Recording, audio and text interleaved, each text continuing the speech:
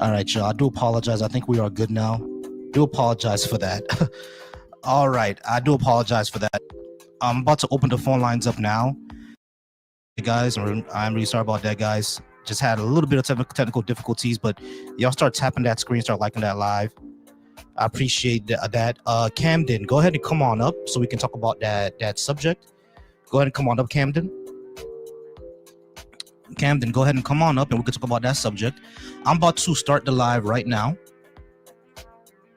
I said the live. I'm about to start up the phone lines. So the phone lines are coming up right now if you guys want to talk about the subject. Do apologize for the slow start. Camden, I went ahead and sent you a request to come up and speak about the subject. You said that you want everybody to give their lives to Christ. I don't see a reason why I should. You come up and tell me why you think we should give up our lives to Christ. Hey guys, I do apologize for the slow start, but thank you so much for being patient with me.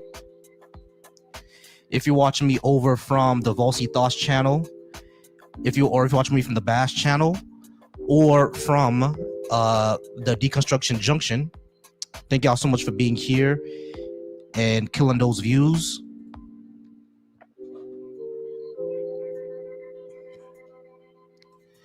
So I did invite somebody up. Let's see if they do come up, if they decide to come up. So for us, we can have that chat, that conversation.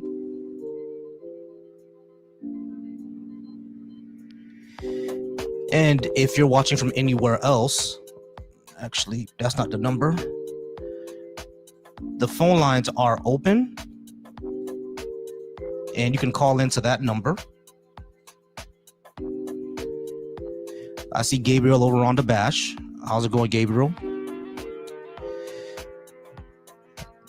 I see Waweed over over on the chat. Keep the chat going. Let's check out Deconstruction Junction. I see Mr. Potter there. All right, guys. So live is now up. Let's go ahead and start it up. Have this conversation. Thank y'all so much for being here once again. Thank y'all for being here once again. Y'all are great, and I want to thank y'all for always supporting me, always supporting the live. Tap that screen, tap that screen. Go ahead and send this out to everyone.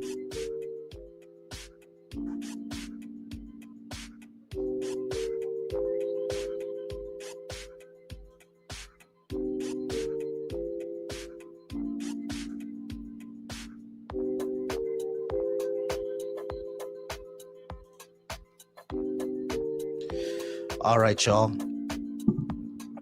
All right, y'all. I'm ready. I'm ready. Let's go ahead and have this conversation. Let's go ahead and let's keep talking. Whoever would like to come up, go ahead and come up. I don't mind whoever wants to come up and have that conversation. Like the live, send this out to everybody. I went ahead and send out a request for someone to come on up. One thing I do on these lives, if you say that, you know, you want me to convert to one of these religions, that's fine. Just come on up and then we'll talk about it. Let me know which one of these do you think I should convert to or should believe in. Which one of these do you think I should convert to or believe in, whatever you think it is. Just go ahead and come on up and we can go ahead and have that conversation. We can talk about it and we can see what those reasons are and why you think we should. I don't think I should be any of these, right? So Christianity is the debate is exactly what is up here, the question. Why should Black people be Christian, Muslim, or Hebrew Israelite? Now, one thing that I noticed is that a lot of white people do not know what Hebrew Israelite is. So that last one is really for Black people. We're the ones who kind of know who the Hebrew Israelites are, right? A lot of white people don't really know who they are, but we know who they are. Looking nuts. Okay, so yeah, we tend to know who they are. So that last question is usually for Black folks because we typically know who they are. But anyone else can come and talk to me about the first two if you're Christian or Muslim. All right, I'm gonna go ahead and bring you up because log in. I like to actually have the conversation back and forth and responding to comments. So go ahead and come on up and there it is. Hello. All right, login. How's it going? Login. Are you at least 18? And are you Christian, or Muslim, or Hebrew Israelite? I'm Christian, but I'm not 18. How old are you? I'm 14. Okay, cool. I All righty. So yeah, we can't talk to minors on the stage. Sorry about that, guys.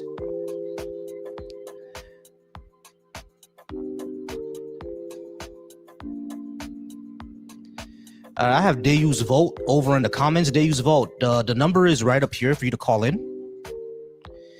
Yeah, login. I invited you under the assumption that you were at least 18, but for TikTok purposes, you have to be at least 18 because they're really strict on that. All Hello. right, we have. Do I call you Mars because that's the name? That's the picture you have there. What do I call you? Sure, that's fine. You can call me Mars. All right, Mars. Can I get your age for TikTok purposes, please? 32. All righty. Are you Christian, Muslim, or Hebrew Israelite? I am Christian. Christian. All right. Give me 1 second, Mars. Call from Lee. Hey, Lee, please hold for me. You're in the queue, okay? Okay. Appreciate it. All right, Mars. So you said that you are Christian. Why do you think Black people should be Christian? I don't think that we should be because this is the religion of our enslavers and colonizers, and I don't think anybody should be the religion of their colonizers. If you're Irish, I don't think you should be Christian either. Y'all were doing something else before the Catholics came by. So if you're Irish or anything like that, you shouldn't be Christian either. But yeah, why do you think Black people should be Christian? However, I believe that you should be wherever you want to be because you don't choose what you believe in. Yeah, you don't really choose what you believe. You're either convinced or you're not convinced. And Right. the question then becomes, why should I be convinced about this, or why should even Black people be convinced about this? Like, why should we give up all of our history of thousands of years of culture and spirituality for this foreign thing that came to the continent by the people who wanted, gold and enslavement? Christianity supersedes the transatlantic slave trade. It does, but the way that we got it over in Western and Central Africa, the vast majority of Africa got it through colonialism and enslavement. The notable exception to this is Ethiopia. They got it super early, but in Somalia got Islam very, very early. So besides Ethiopia and Somalia, who got these things like super early, the rest of us got it through colonialism, slavery, or through, like, when it comes to the Arabs, through just trade. But even that was slavery and colonialism too. Well, we got all knowledge, respectfully, the same as we got Christianity through socialization. When you agree to that? We have to what? We got all knowledge, the same as we got Christianity, which would be socialization, the sharing of knowledge by proximity and being around in different cultures and civilizations. Yeah, sure. Socialization has a part to do with it, right? I'm talking about for like the vast majority of the continent. Like, it was colonialism, forced conversion, things like that. Now, of course, there are people who became Christian just out of their own will. Like, sure, that happened. No one is saying that didn't happen. But like, the way that it was for the vast majority of the continent, it was basically suppression of their indigenous cultures and spirituality, and instilling Christianity into it. Do you need to take that or? Oh, no, they're in a queue. I'll get to them next. Go ahead. Oh, okay. Yeah, the reason I think that people should be willing to be convinced, like, I don't believe in forced convincing. Well, I don't really think you can be forced to be convinced of anything. But is by the rhetoric that all knowledge is shared through social experiences, like the systems, communities that you're in. Yes, all knowledge can be subjected to a negative manner, meaning to help harm you or keep you contained. That's even with science.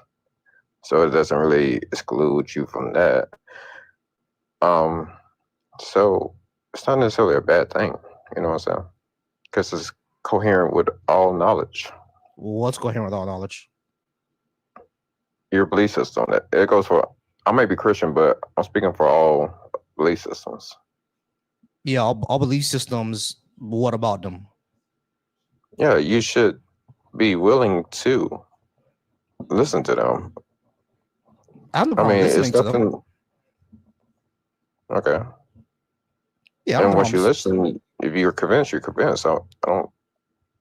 Maybe Yeah, I'm not understanding your question. yeah. I If you don't know. listen, if you listen to a person, if you're convinced, you're convinced. What I'm saying is that the way that black folks, the way that African people largely got this religion was through colonialism and enslavement. You don't think that we should probably unpack that and see if you actually are convinced, or did you just become a Christian due to your socialization, like you said, and that socialization literally came because our ancestors were forced to believe it. Oh, you're referring to indoctrination. Yeah, like the reason that I grew up Christian is because my parents were Christian, right? But the reason that Haitians are Christian is because we weren't enslaved by the French, we're Catholic. You know what I'm saying? So it's like that's the reason why it all the way came down. We should be unpacking that to see why we're accepting this foreign spirituality over our own. I believe that people should uh, challenge it within themselves respectfully, but should be indoctrinated. Accepting information without questioning it. Is I that agree. fair? I agree. And the way that our ancestors got this religion was largely through indoctrination. So we should think about that as a people in a culture, right? Like if our ancestors got this through indoctrination, and we only have it now because it just passed down the line. Let's unpack this to see what are we even doing this for? Because we've already had our entire systems. Is this thing even true? We should be asking ourselves that, right? How do we know this is true? What evidence shows that it is? What raises the probability? You know what I mean? Like all these conjectural arguments that people can come up with, like contingency or morality, like stuff like that. Like, is it necessary for God to even be in there? And if it's not, why do we even believe it? You know what I'm saying? So these are questions I think we should be asking each other, right? Yeah, you should definitely ask those questions. There's nothing wrong with asking those questions, but don't really discount that you should be a Christian as a black individual. I think it does, because again, how did we even get this? Through the same way that we got every single So piece of knowledge. colonialism was socialization? It's a form of it. It's not a good form, but it is a form of it. Do you know the definition of socialization? I know what the definition of socialization is, or at least I have an idea. Can I jump in? Not yet. I have an idea what socialization is. Everybody's on the timer, guys. I know what socialization is. I get what it is, right? I have an idea of what you're talking about. But what I'm saying is that if you were socialized into a belief, but your socialization was through indoctrination, abuse, and slavery, shouldn't you unpack that socialization? Yeah, I'm not disagreeing with that. Right. And if you unpacking it, you're still convinced. There's nothing wrong with being a Christian. Okay, cool. So what is convincing about Christianity? What's convincing about Christianity? I believe that there is a God. I take the Christian God to be true because of the creation story. Every religion has a creation story. Why is that one more convincing? It kind of concedes with the Big Bang Theory, in my opinion. No, it doesn't. It kind of does. No, it doesn't. Why doesn't it? Because it says that the sun was created after the earth, and it wasn't. It doesn't say that. Yeah, it does. No, it doesn't. Yeah, it does. Read the passage. Sure. Let's go ahead and read it. All right, let's read Genesis, right? Can we take it step by step? No. Conversation. Let's go ahead and read it. Yeah, in Genesis 1, the earth is created on day 1, vegetation on day 3, and the moon and the sun is created on day 4. That's not true. All right, cool. Let's read it. Well, if we read it and I'm correct, what are you gonna say? I can see it. Okay, so this would mean that you didn't read your own Bible, wouldn't it? Or you're not remembering it right? Because we're gonna bring it up, and you're gonna be wrong. Okay. All right. So you really want to just okay, cool. Let's go ahead and read it. Let's go through this first 7 days. Okay, cool. You have your Bible with you? I don't. I do read the King James version though. It doesn't matter which version you read. All of them say this. Okay.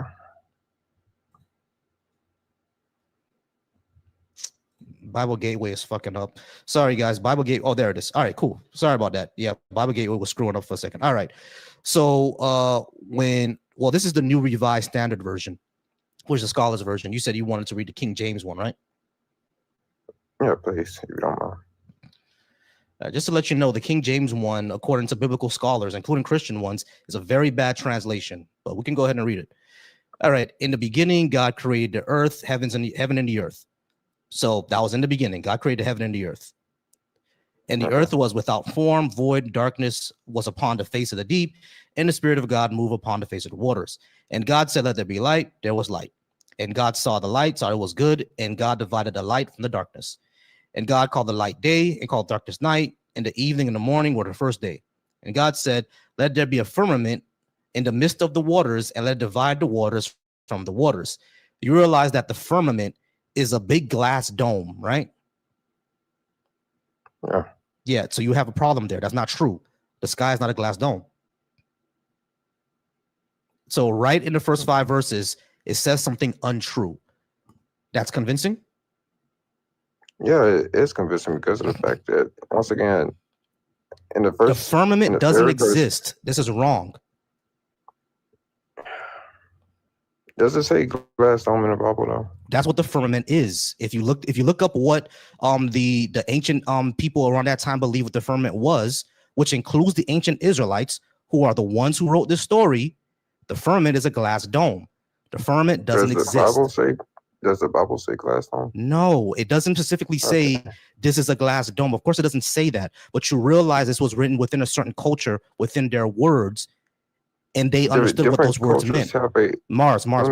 I'm talking about the ancient Israelites. The ancient Israelites understood the firmament, or the ancient Canaanites, I would say, understood the firmament to be a glass dome. We know that through archaeological record. We know that's what they believe. And the Bible was written by ancient Canaanites. The Bible was written by several different groups. It wasn't just one. Ancient Canaanites are one of them, right? They are one of them, but they're not. Yes, it's not the entirety. Yes, and the people from that area, from the Levantine region, what did those ancient people think the firmament was? They wrote it down, so we know what they thought. But the Bible wasn't from one specific group. That's not what I'm asking you. The Levantine area, the people from that area, all the dozens of different groups from that area, the Philistines, the Amalekites, all of them. What did they think the firmament was in general? It's many. They probably thought it was a glass, but it's many different. Yes, they thought it was a glass. Okay, so the civilization that was talking about Genesis, who were they? Which group was that? I'm not sure. Which one? The ancient Israelites. That was the ones who wrote Genesis. What did the ancient Israelites think the firmament was? I'm not sure. A glass dome. My God, they wrote it down, bro. Yes, I'm absolutely sure. They wrote it down. The Bible is not the only source that we have to know that they know that the firmament was a glass dome. They have poetry, they have pottery, they have other works of literature. They all describe the firmament as a glass dome. So in the first few verses, we have something that's wrong. The sky is not a glass dome.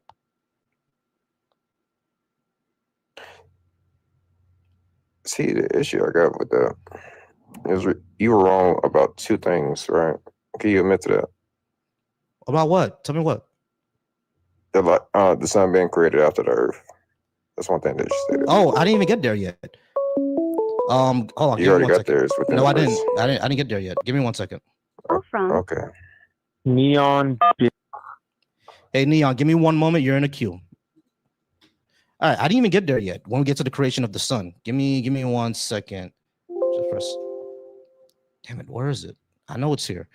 All right, young earth and God set the firmament, heaven and light. And to rule over the day and the night, the God divide the light and the darkness. God saw that it was good. In the evening and the morning were the 4th day. All right, great. Yeah, this is where we get to the light. All right, so and then for verse 15, and let them be for the lights in the firmament and the heaven, and give light upon the earth. And it was so. God made 2 great lights, the greater light to rule the day, and the lesser light to rule the night. He made the stars also. All right, so the greater light to rule the day, what is that? It's just the light penetrating to the earth. Because if you remember, Hold on. I'm reading. I'm reading a question. I'm reading great for, but you're not answering exactly what I asked you. I asked, what is the greater light? The way that you want me to no. I asked you a specific question. What is the greater light? And I'm trying to explain that. No. I didn't ask you what's light. Listen to my question. And God made two great lights, the greater light to rule the day, the lesser light to rule the night. He made the stars also. What is the greater light to rule the day? What is that? That would be the light penetrating through the earth. The sunlight coming through the earth's atmosphere. So the sun? Because you remember, can I finish my statement? Is it the sun or not? I would like to finish my statement. I would like to have a fair debate, if that's fair. Bro, you're just kind of dodging around and moving around the question. I mean, I got 1 minute though. What is the greater light? Is it the sun or is it not the sun? What is it? It is the sunlight. Great. Can I finish my statement it is the sun. Great. So if the greater light is the sun, what's the lesser light? So you're not going to be a good faith debater. Yes, I am. We're just gonna focus on what we're talking about. You already said the greater light is the sun. So what is the lesser light? What is the lesser light, dude? What's the lesser light? What is it? It's the moonlight. Moon. Okay, great. So the moon is not a light. The moon has a reflection. What are you talking about? The moon reflects the light, but it's not a light, is it? It is a source of light. What are you talking about? It's not. The moon is not a source of light. The moon is a rock. It reflects light. It's not a source of light. The moon can reflect light from any substance. Correct, but it's not a source of light. I would like to speak now. Can I speak now? My guy. Okay, I'm gonna be fair. I'm gonna be fair and give you more time. Let's actually, talk about this and not try to say in a certain way that you think I'm gonna try and trap you. I'm not trying to trap you. This is just basic logic that we're doing here. The greater light, you already said, is the sun. The lesser light is the moon. These were created on the fourth day, right? Because and God sent them the firmament into heaven and gave them light upon the earth, and to rule over day and overnight, and divide the light from the darkness. And God said it was good. And the evening and the morning were the fourth day. So if we read this all from 15 to 20, and let them be lights in the firmament, etc., and evening and morning were the fourth day, it's literally saying that God created the sun and the moon on the fourth day. No. So what's the greater light? I would like to explain. Now we go back to this passage and we look at how great God created the heavens and the earth. The heavens would be the stars, solar system, everything else in existence. Earth would be the earth. It was not formed yet, same as in the Big Bang Theory. The earth wasn't first formed. It had to go through dramatic changes like gaining the atmosphere. Even during our atmospheric times, the atmosphere was pitch black, meaning no light was penetrating. What? Yeah. What are you talking about? Which part you lost me out? Respectfully. You said what? No light was penetrate. No light will penetrate. What are you talking about? During the beginning of the earth, science and both the Bible describes this, no light was penetrating the atmosphere to the earth. There was no light on earth at the beginning of time. The science doesn't say that. Science do say that. No, it doesn't. Yes, it does. That's part of the Big Bang Theory. How did we gain our atmosphere? We gained our atmosphere by water, basically, by comets hitting the earth, and then when those when those comets were made of ice and they created steam, that steam rose up and created clouds and it started to rain. That's how we got the oceans. We had a period of darkness when the earth was, and this is researchable, by the way, when the earth was first created, and that's how we got no atmosphere. There was no atmosphere when the earth first formed, my guy. There was no atmosphere. So which period are you talking about in this There time? was an atmosphere when the earth first formed, not no, after there wasn't. There was no atmosphere when the earth first formed. There was no atmosphere. There was earth was a big ball. Due to our atmosphere. Earth was a big ball of lava. There was no atmosphere when the earth first created. There was a period when we had an atmosphere and it's full of darkness. There was a period when we had an atmosphere and it rained for 2 million years. Yes, that's true. And that's how sunlight. And that's exactly. That's how we got the oceans. So that's a correlation. No, it's not. Yes, it is. No, it's not. How are you getting the correlation from this? In both instances, none of these say that there was. None of these say that there was. It was. Okay, when during the period when the oceans were forming because it rained for like 2-3 million years. During that period, you realize before that sunlight was hitting the earth, right? There was no sunlight on Earth. My Earth guy, wasn't even my a guy, thing my guy, my during the guy, my time. guy, my guy. For clouds to form, there needs to be comets and water that hits the earth, right? Earth wasn't even a thing at the time. The time right. that you're speaking about, Earth All wasn't right, even so a thing. we're out of time, man. At this point, you don't know what you're talking about. I'm sorry. At this point, you have no idea what the fuck you're talking about. You have no idea what you're talking about. I'm sorry. We're out of time anyway. Yeah, you have to know. No, Earth wasn't a thing, but sunlight didn't hit the earth. The fuck. Anyway, we're talking to Sammy. Sammy, how's it going? Are you at least 18? Christian, Muslim, Hebrew, Israelite?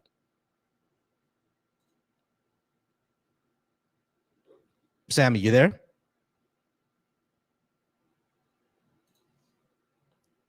You come off mute, Sammy. Yes, I'm here. How are you? I'm all right. Are you at least 18? Christian, Muslim, Hebrew, Israelite? I am Muslim 44. All right, great. Why do you think black people should be Muslim? Because Allah say in the Quran, and I will translate it to you, إِنَّ جَعَلْنَاكُمْ شُعُوبًا وَقَبَائِلَ تَعَارَفُوا إِنَّ أَكْرَمَكُمْ عِنْدَ اللَّهِ أَتْقَاكُمْ. We make you different Sammy, nations, slow down. different color. Sammy, slow down. Hold on real quick. Yes. You're gonna tell me that black people should be Muslim because what the Quran says? No. I'm still not continue to talk. You don't let me talk even. Allah say in the Quran, we did make creator you from different nation, different color. All right, Sammy. This is why I stopped you. This is why I stopped you before. You're doing exactly what I said. You're gonna tell me black people should be Muslim just because of what the Quran says. No. Let me talk. When Allah say it in our Quran, we created from different nations. You're repeating what I'm saying, Sabi. Are you saying that we should be Muslim simply because of what the Quran says? The Quran don't come just for an African or a black. It's come for the whole nation. I get that's for what the color. Quran don't come for the color. Sam, slow down. I get that's what the Quran says. The problem is, why should I care about that? Who cares? Because you want to worship God. I don't know if a God exists or not. And even if a God does exist, how come it has to be from the Quran? And how is the screen someone creator for you? It's come from the sky. The screen next to you.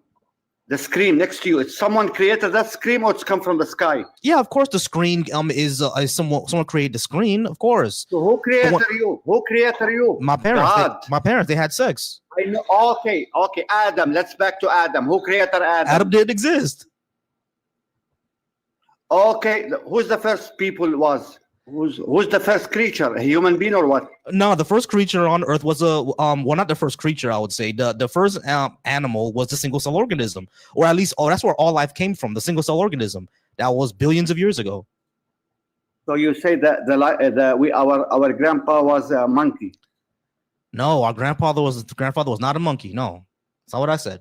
So what you want to say? So from where we come? From like human beings. We evolved from prior organisms. Who created the first human being? No one created the first human beings. All from. Hold on. So from where we come? Hold on. 360. Give me 1 second. All right, I'll be right back with you. Thank you so much. All right, you're asking about where do we come from, right? Do you understand what evolution is? Correct? Do you understand what evolution is? Yeah, we understand it, but great. So you understand what you understand what evolution is?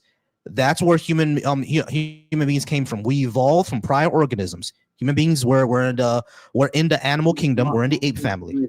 My friend, the human being is a human being. The monkey is a monkey. The dinosaur is a dinosaur. No one denies that. No one denies that, Sam. No one denies that, Sam. Sam. I didn't say. Sam, I didn't say that we're monkeys or that we're crocodiles. I said that we're in the ape family. When it comes to classifications of animals, which humans are, we're part of the ape family. We're in that family. We're in the same family as chimpanzees, gorillas, and orangutans. We're in that family. No. The chimpanzee is 1,000 times different, genetic different from the human being. Stay far from all that nonsense. Who created the first?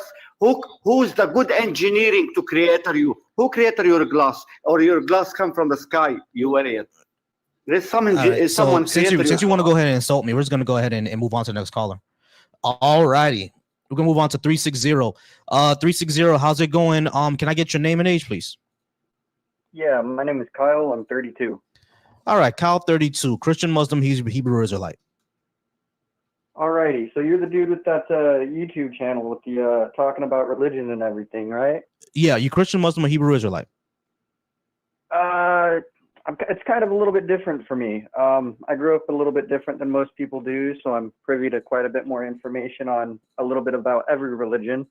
And I've come to some unique conclusions throughout my time, the last 15, 20 years studying religions that I think you might find kind of interesting. Okay.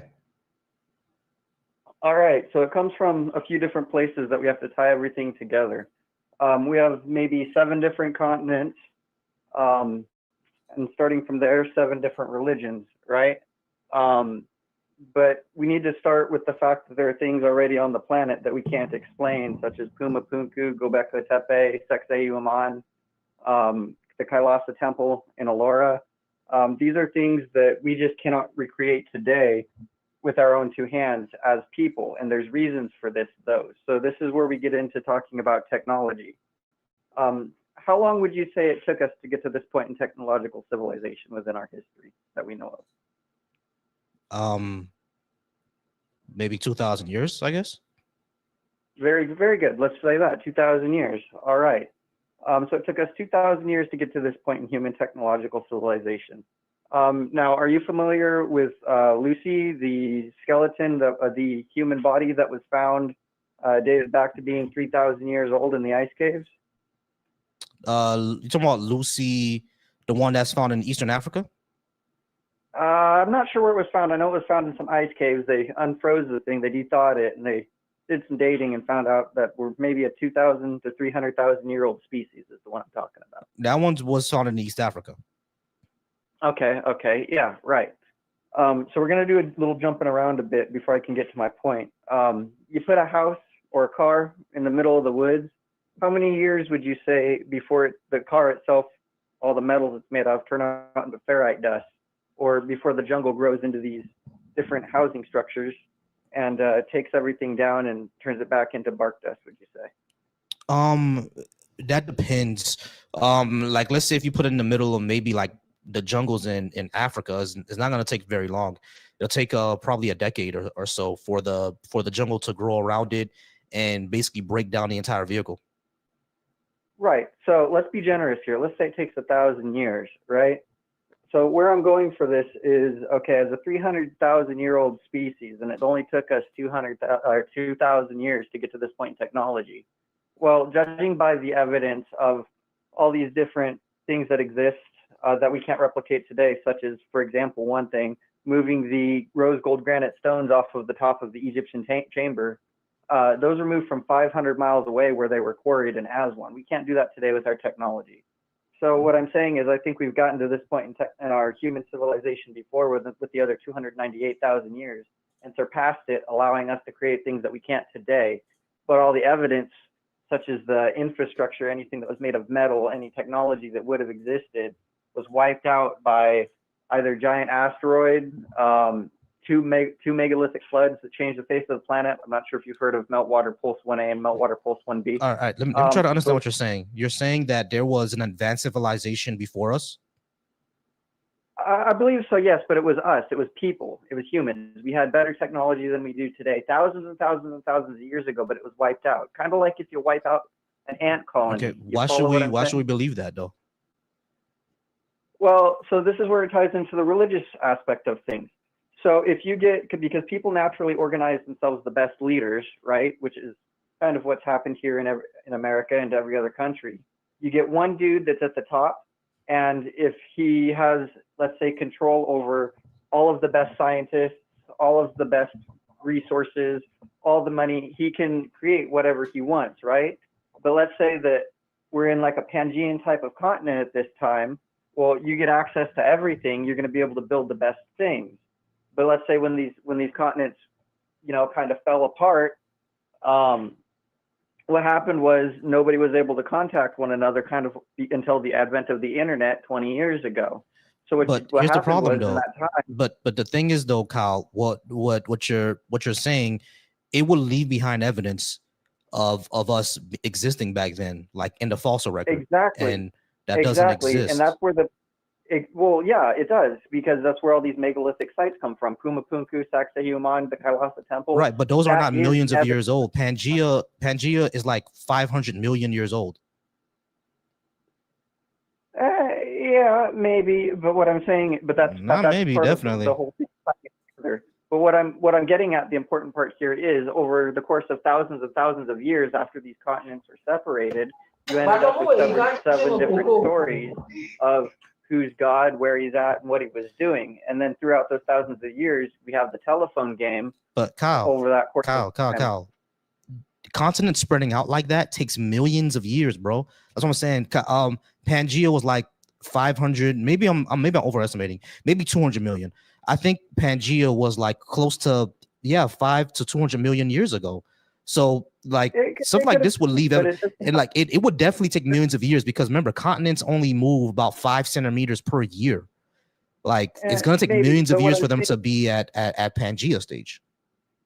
Yeah, and that could be what I'm saying is united as a people, not necessarily like everybody on the same landmass, but all the people on each continent working together would get far more done as under like a one world government type of thing. Okay, yeah, I get that. So you're saying that the way our continents are right now, where they're shaped right now, there was a global society like speaking to each other. Exactly, and they were able, and it was under a one unified ruler of sorts. Right. And kind of like the but something like that, you know, Kyle. But this is what I'm saying, Kyle. Something like that would leave some sort of evidence behind, and we don't have type of evidence.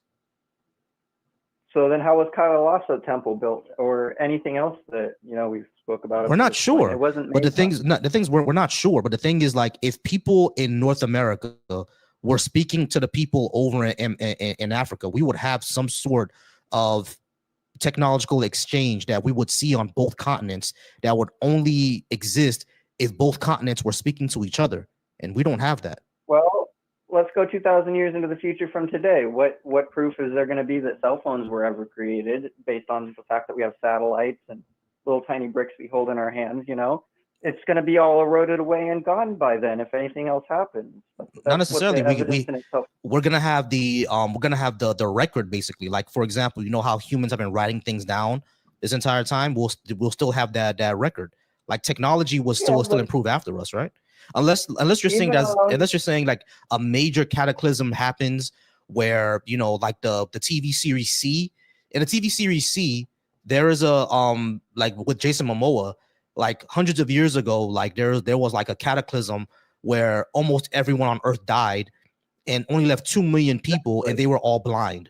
Unless something like that happens, something like that happens, and even then in that series, they still have like legends and stuff like that of like people who are able to talk across the seas and stuff like that.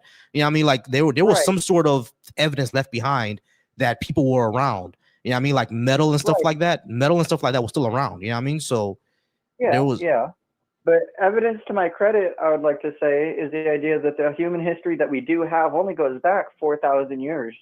But we have, and then before that, it's legend. You have legend of great civilizations 12,500 years ago. We only have stories left at this point, and these giant monumental structures we can't explain. I don't think it was aliens.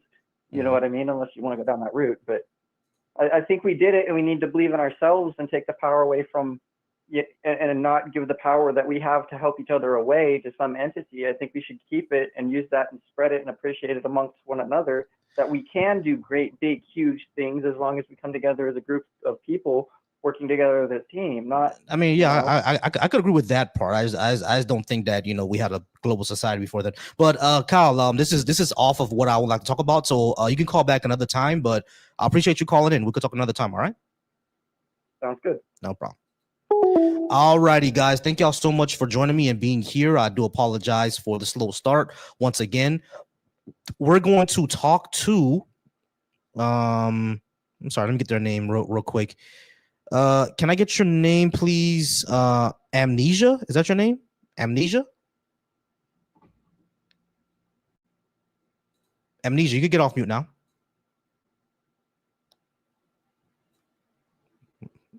Hello, Amnesia, you there? All right. So we'll wait for Amnesia to answer. All right. So if you're watching me over on the B.A.S.H channel, thank you so much over on the B.A.S.H channel. You guys are amazing. You guys can go ahead and call in anytime that you would like, if you would like to discuss what I have on the board. If you're watching me over from the Volcy Thoughts channel, once again, guys, thank y'all so much. Appreciate y'all over on the Volcy Thoughts channel. You guys go ahead and call in if you would like. If you're watching me over on the Deconstruction Junction, you guys are once again killing these views. I appreciate y'all with these views. Thank y'all so much. The number is on the board if you'd like to talk to me. I'm not sure what's going on with Amnesia, so we're gonna go ahead and move on to what's the name? King Faith. Is that your name, King Faith? Yeah, well, yo, what up? What up? All right, King, how's it going? All right, can I get your age, please, and which religion are you part of?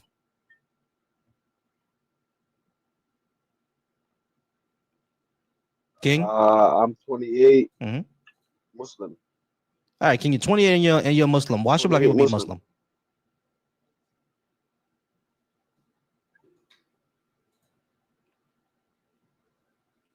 Did you hear my question, King? The natural state men should be in.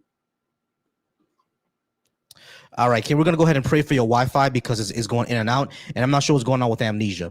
All right, guys, I'm going to go ahead and put the whole music back on. We're going to go ahead and wait for somebody else to come by. I can call some folks back, as a matter of fact. Let me call them back. Let me see, I had somebody in queue. All right, I'm going to call that person back.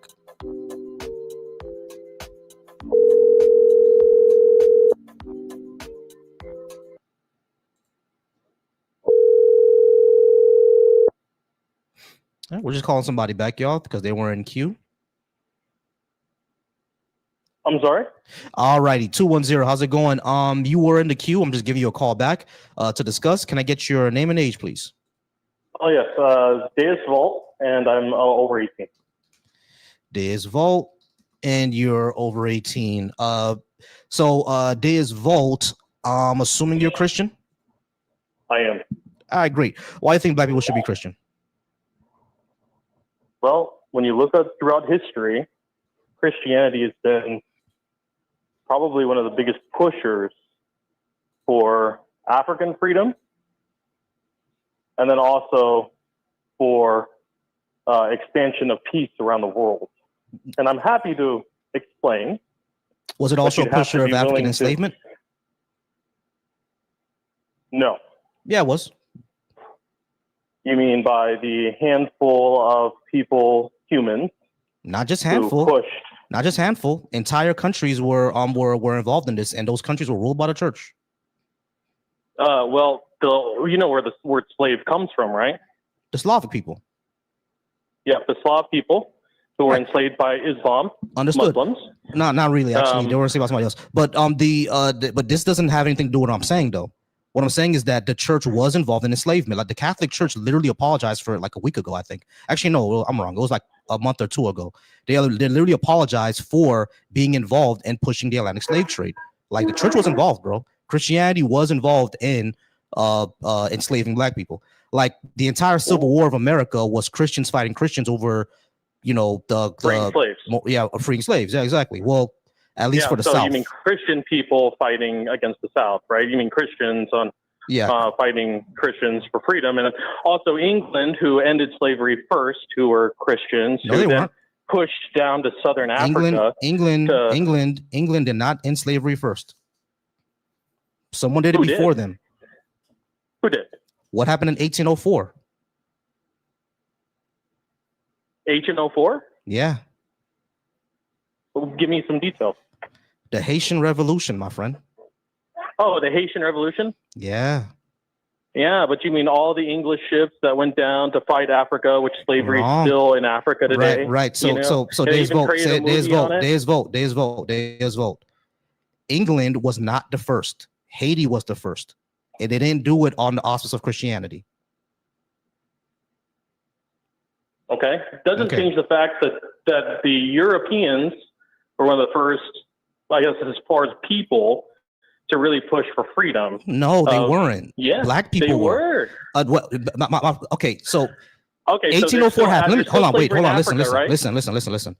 I'm not talking about modern times. Listen to Of course your logic here. Listen to your logic here. Black people in Haiti were the first ones to abolish slavery, and then white people followed them. But you're giving the credit to England, who did it after Haiti. That makes no sense. Black people in Haiti were the ones who did it first, and they didn't do it on the auspice of Christianity. England followed. Hold on. England, France, and America followed because they saw that if the Haitian Revolution were to spread, Black people around the world would get very, very violent and start killing all the white people, and they were scared of that. As a matter of fact, American politicians at the time were saying that they were afraid this was going to happen. You know what I'm saying? So, like, it was Haiti that did it first, bro. I want to read on it. Who said that? Let me find it. Give me a second. And I'm honestly asking because I want to read on it. Honest question. All right. So the Haitian Revolution about in the time. Not that I want England. I want American politicians who are saying it. Yeah. Thomas. Or English. I'm cool with either one. Yeah, exactly. There was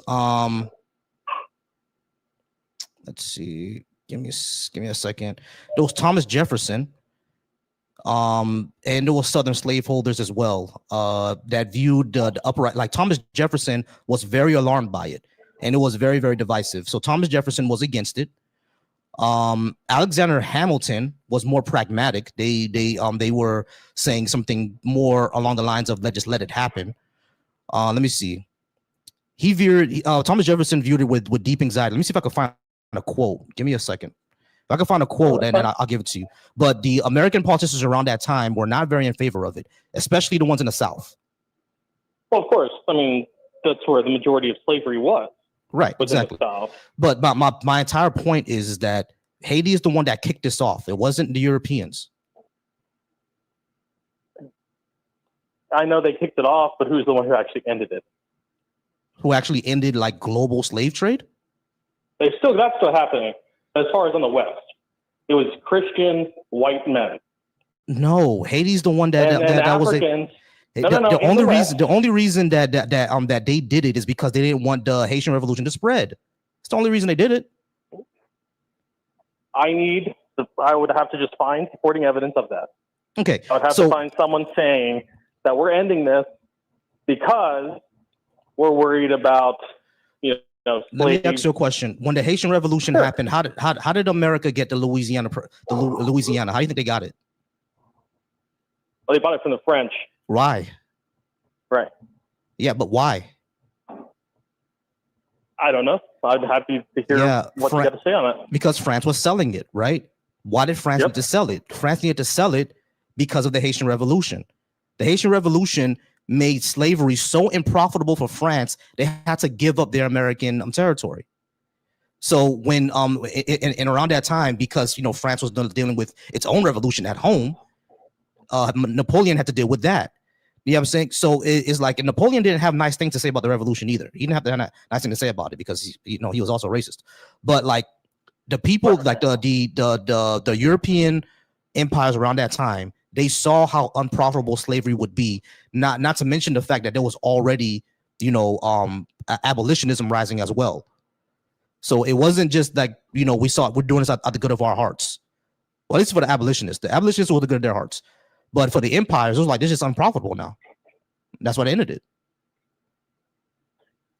Well, I also have to admit, I'm fair to this. I think even Abraham Lincoln said at one point that if it was just slavery, we'd give him that.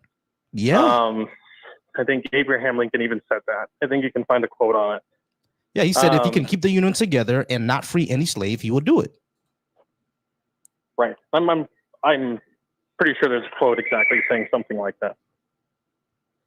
Right. Exactly. But now we know that slavery still happens. Of all men are created equal, though. It all came off the aspect, and that's kind of how they pushed it amongst the people.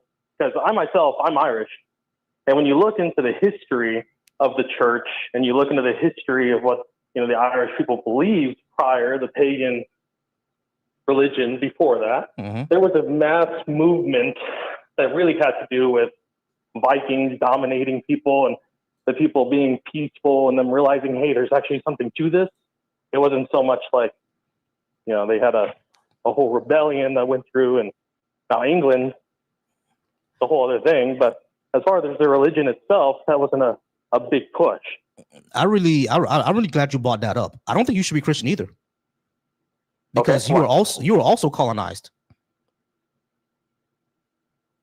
Yeah, this is also the religion of your colonizers. I don't think you should be Christian either. And I would disagree, and I'm going to give you the reason why. Mm-hmm. I think we disagree because it brought the modern West. It pushes for freedom. All right, it pushes that the idea that all men are created equal. It pushes off the idea that even if you're brown, I'm white, whatever the case may be, that we're still all the children of God. And it pushes for that communion between us no matter what. Without that, right, skin color is obvious. We are a group of animals that pretty much go through and dominate each other just off the most simplest of things. So having a strong religion that's backed by, you could say proof, I would say proof. We have more history, about the same history as we do for early Rome, as we do for Christ, as far as writing. So it's, all right, but I think it's absolutely necessary. I think there's several issues here, because all men created equal came from John Locke and Enlightenment principles, not Christianity. Like the Enlightenment was actually like criticizing a lot of Christianity. Yeah, I mean, like we like if it was all men created equal came from basically came from the Bible, like the entirety of the Middle Ages, we wouldn't really see the Middle Ages be what it is, right? Because feudalism was a thing. There was no equality in feudalism, so they didn't really believe all men created equal. Yeah, I mean, like it didn't really come from Christianity; it came from the Enlightenment.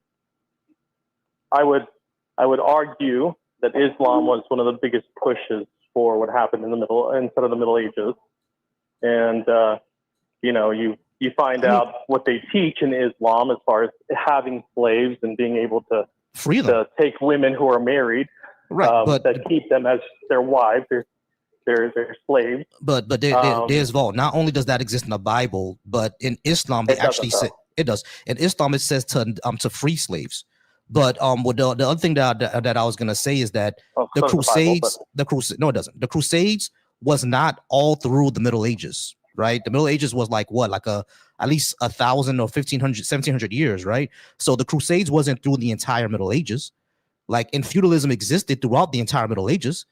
You know what I'm saying? So I'm just kind of confused here. Like, all men created equal did not exist through the entire Middle Ages. That came out during the Renaissance, during Enlightenment principles. Yeah, I mean, it didn't. If it's brought it up from Christianity, how do you explain the Middle Ages? Like that would be kind of, that won't make any sense. Well, I mean, if you look back in Rome was one that, even though if you were born Roman, you had Roman rights because you were Roman, but they didn't care what color you were. Right? Yeah, of course, they didn't care what color you were. Yeah, Rome was basically not homogenous like the Chuds would say today. There were plenty of black folks and Middle Eastern folks in Rome. Yeah, I agree with that. But even they didn't have all men created equal because they had slavery. I mean, so it's just one of those things when it comes to the West, ushering in the West. Yeah, I'm not gonna say Christianity played no part. It did play a part because a lot of the science and math. Yeah, a lot of the science of math. Yeah, a lot of the science and mathematics came from people who were in the church. Like, I'm not denying that Christianity played a part, but what I'm saying is like Christianity being responsible for the West is kind of ridiculous, bro. What's responsible for the West is Enlightenment, really. No, a lot of the laws that we have written came from Christianity. No, they came from the Enlightenment and the Magna Carta. Of Christianity, right? No, Magna Carta is not about Christianity. The Enlightenment didn't come from Christianity. The Enlightenment was a criticism of Christianity. So if you're telling me that if I go back and I read the early fathers of the church, a lot of them weren't Christian pastors who had Christian values. Wait, who are you talking about? Who wrote in that all men were created equal. Who are you talking about? I'm sorry. Who are you talking about? I'm sorry. Clarify that for me real quick. Who are you talking about? They're talking about the founding fathers of America? Let me look up. I think Thomas Jefferson said And a lot of the early, if I look right now, how many? Yeah, a lot of the early founding fathers were early- Christian. No one's denying that, bro. Well, there you go, because a lot of our laws came from Christianity. No, The a lot of rest our is laws came from Christianity. enlightenment, not Christianity. They were written these. Okay, We're so writing if I these look laws. it up, they're not going to say God. They're not going to reference Christian values Hold on. inside of their writings. Of No. laws, right? Not all of them. You realize we have a lot of Majority of founding them, the fathers, right? majority. Hold on. We have number one. We have a lot of founding fathers. Number two, yes, we understand that many of them, probably even the majority, were some sort of Christian. But when they were writing the Constitution and the Bill of Rights, it wasn't based off Christian principles. It was based off Incorrect. They the brought up God. it was based off the Enlightenment. Yeah, they brought up God, but not the Christian God. They said our Creator, What other God if they were Christian? because a lot of them were deists, weren't they? So they weren't just talking about the Christian God. Like half the founding fathers were But the deists. majority of them are Christian. Yeah, some of them were Christian, and like The in majority. a sizable of them amount of them were deists. A sizable, not the majority. The majority were Christian, and they believed in Christian laws and Christian values. If they believed in And that Christian passed laws and into the Christian West. values, America would be a theocracy, and it's not. So we don't when I want to make sure I understand. So when judges, when presidents are put into office, they don't swear on what? They swear on the Bible because they're Christian. Oh, But hold on, yes, hold on. Deus vote. Calm down. They only do that because Deus vote. You got to calm down. If we were to elect a president who was Muslim, what will he swear on? Well, the saying would be the Bible. No, he was swear on the Quran. Because guess what? They're in That would be a public terrible office. mistake. No, I'm not mistaken. People swear into that public would be office. terrible. Hold on, listen. People swear into public office all the time. The Bible is not a necessity for you to swear in public office. Not. Because that would break the Establishment Clause. So if we were to elect a president who was Muslim, he would swear on the Quran, just like all of the mayors and the what's the thing they call it again, the state representatives and the district representative, that congressional members who are Muslim, they don't swear in on the Bible, they swear on the Quran. Like we have congressional members who are Muslim. Yeah, They we swear do. in on the Quran. They don't swear on the Bible. So if one of them became president, they will swear on the Quran, not the Bible. Like the Bible is not necessary for you to swear in on. If we were to elect someone who was an atheist, and we actually have had congressional members who are atheists, they don't swear in on anything. It's basically just a promise. They don't swear on anything. So it's like saying like trying to make the Christianity like the foundation of America, and everything has to be based off the Bible. No, it's not. It was. How are you supposed to treat your Tripoli?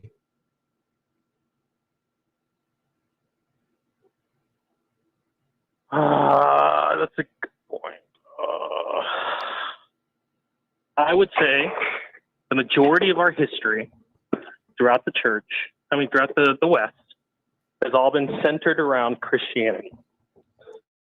All right? Majority of our laws, majority of what we understand of how we should treat people come from Christianity.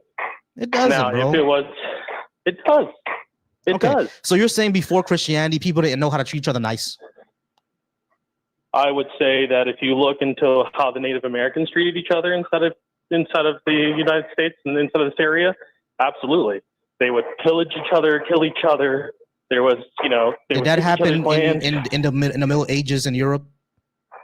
It sure did, as Muslims would go through and sack No. I'm Christians. talking about Christians. Christians, they attack other Christians during the Middle Ages? I would imagine there were wars, absolutely. Exactly, for land. and they pillaged each other as well, right? They did. Right. So Christianity was not necessary for them to not know that was wrong. You know what I'm saying? So like when you say that the Native Americans used to pillage and rape each other, everybody did that. Everybody did. Yep. Yeah, including Christians. Just as everyone. So owned slaves, Christianity is not and necessary for us to know how to end slavery. Christianity was not necessary for us to know how to treat each other. Because despite them raping and pillaging and going to war, when there wasn't war, what happened? Native Americans weren't constantly at war, just like Europeans weren't constantly at war, just like Africans weren't constantly at war, right? There were periods of time, sometimes for hundreds of years, where there were no wars, right? So people knew how to treat each other without Christianity. Yeah, I would argue that Christianity has been a pillar of light for a very long time, has spread the gospel throughout the world, and we have found treaties around the world based off of religion. But do you understand that you do not need Christianity to know how to treat somebody else? I would say you have to have morals and values. I understand you have to have morals, but do they have to be Christian? Do you need to be Christian in order for you to know how to treat somebody else nicely? No, but Christianity sure does help with that. I understand that it could help some people. I understand that it could help, but do you need it in order for you to know how to treat somebody else?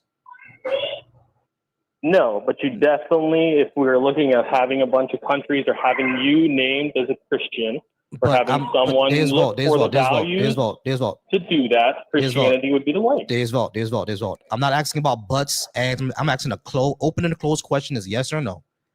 Do you need Christianity to be a good person?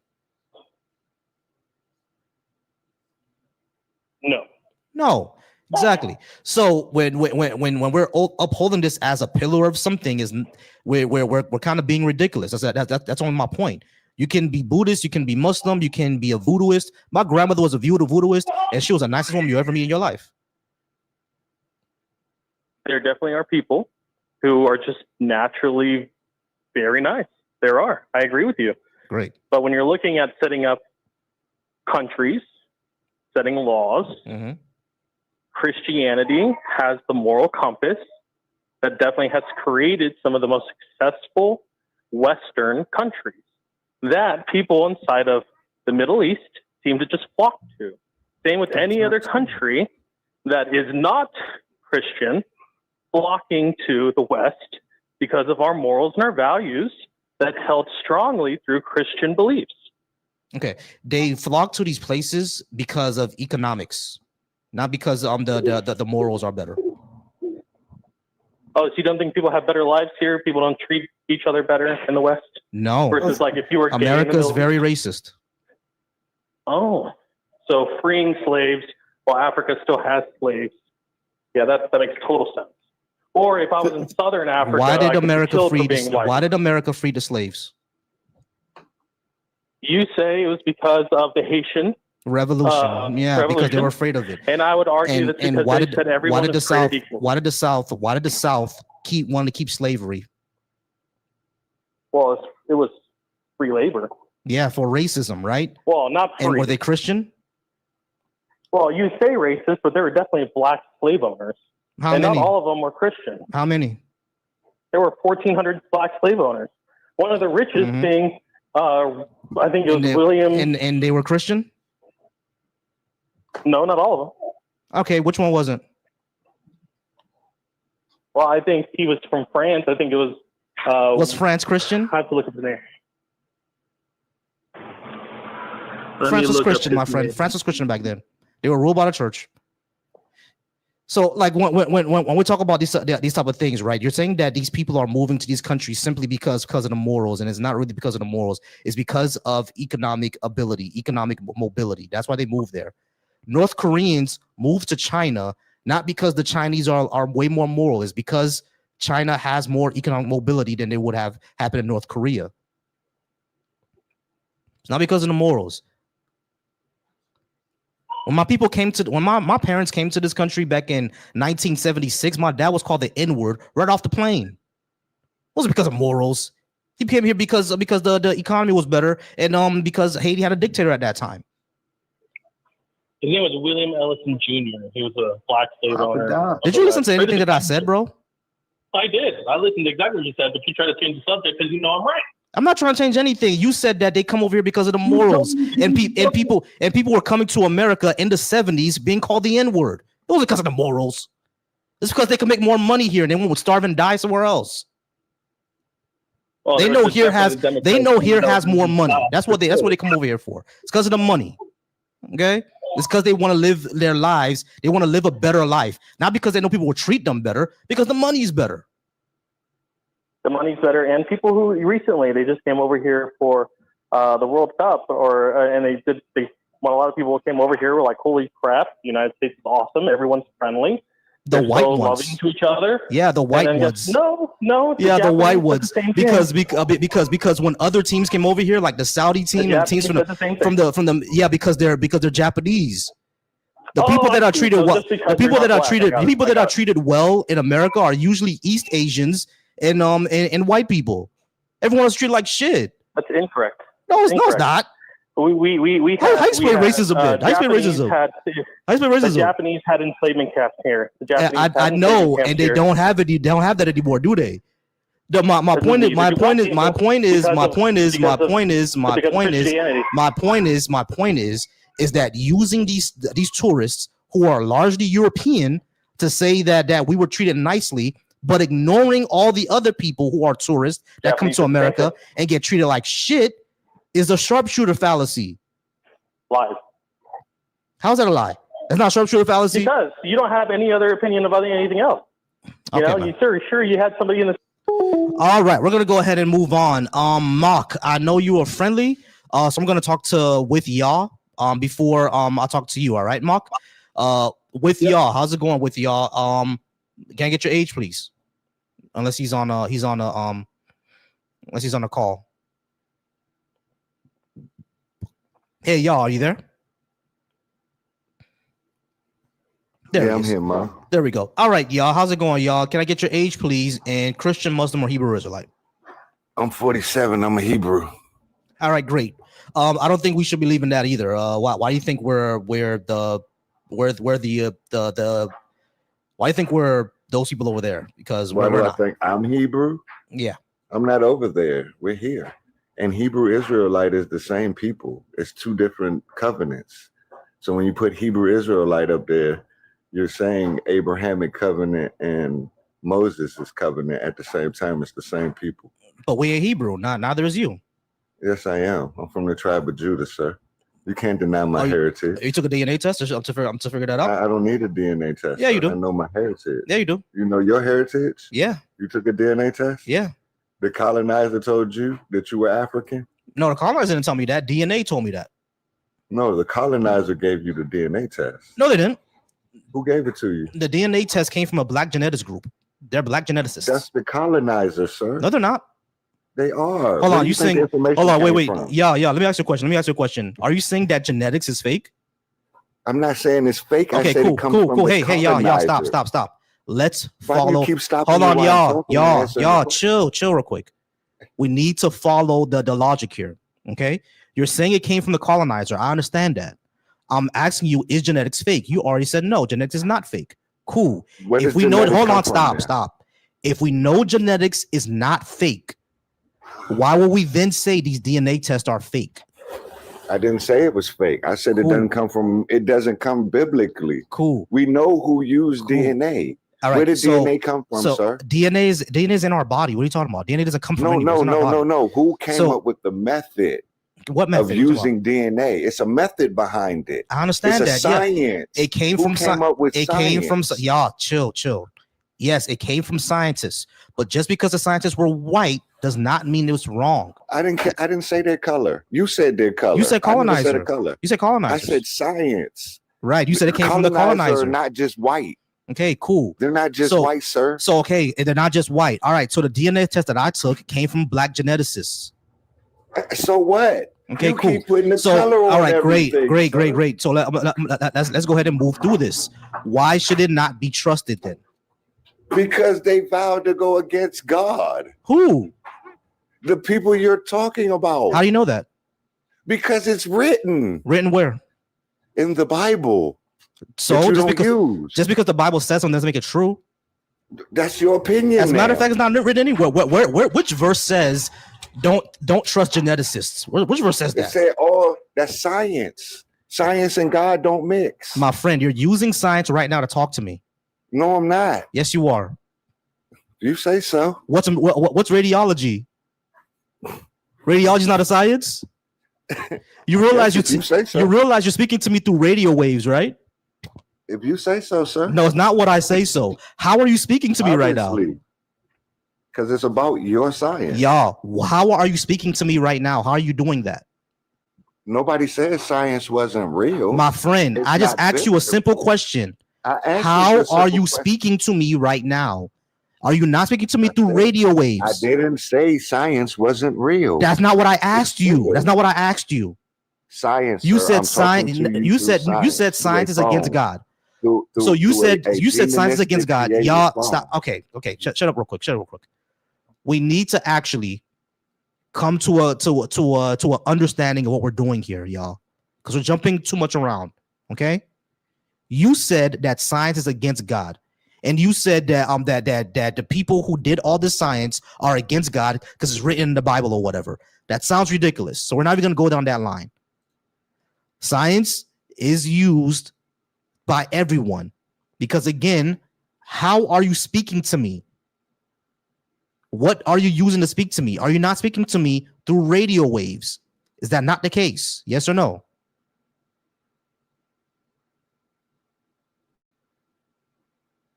You can get off mute.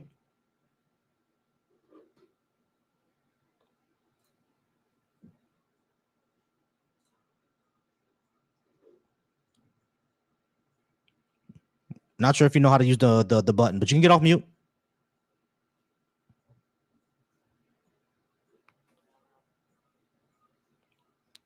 All right, we'll wait till y'all knows how to use his mute button. All right, so while I'm gonna get somebody else up really quickly. Name is Biggin. Biggin, you there? Yeah. All right, Biggin is there. All right, cool. Biggin, do me a favor. All right, I'm going to. Matter of fact, no, never mind. Well, you're good. All right, Biggin, give me one moment.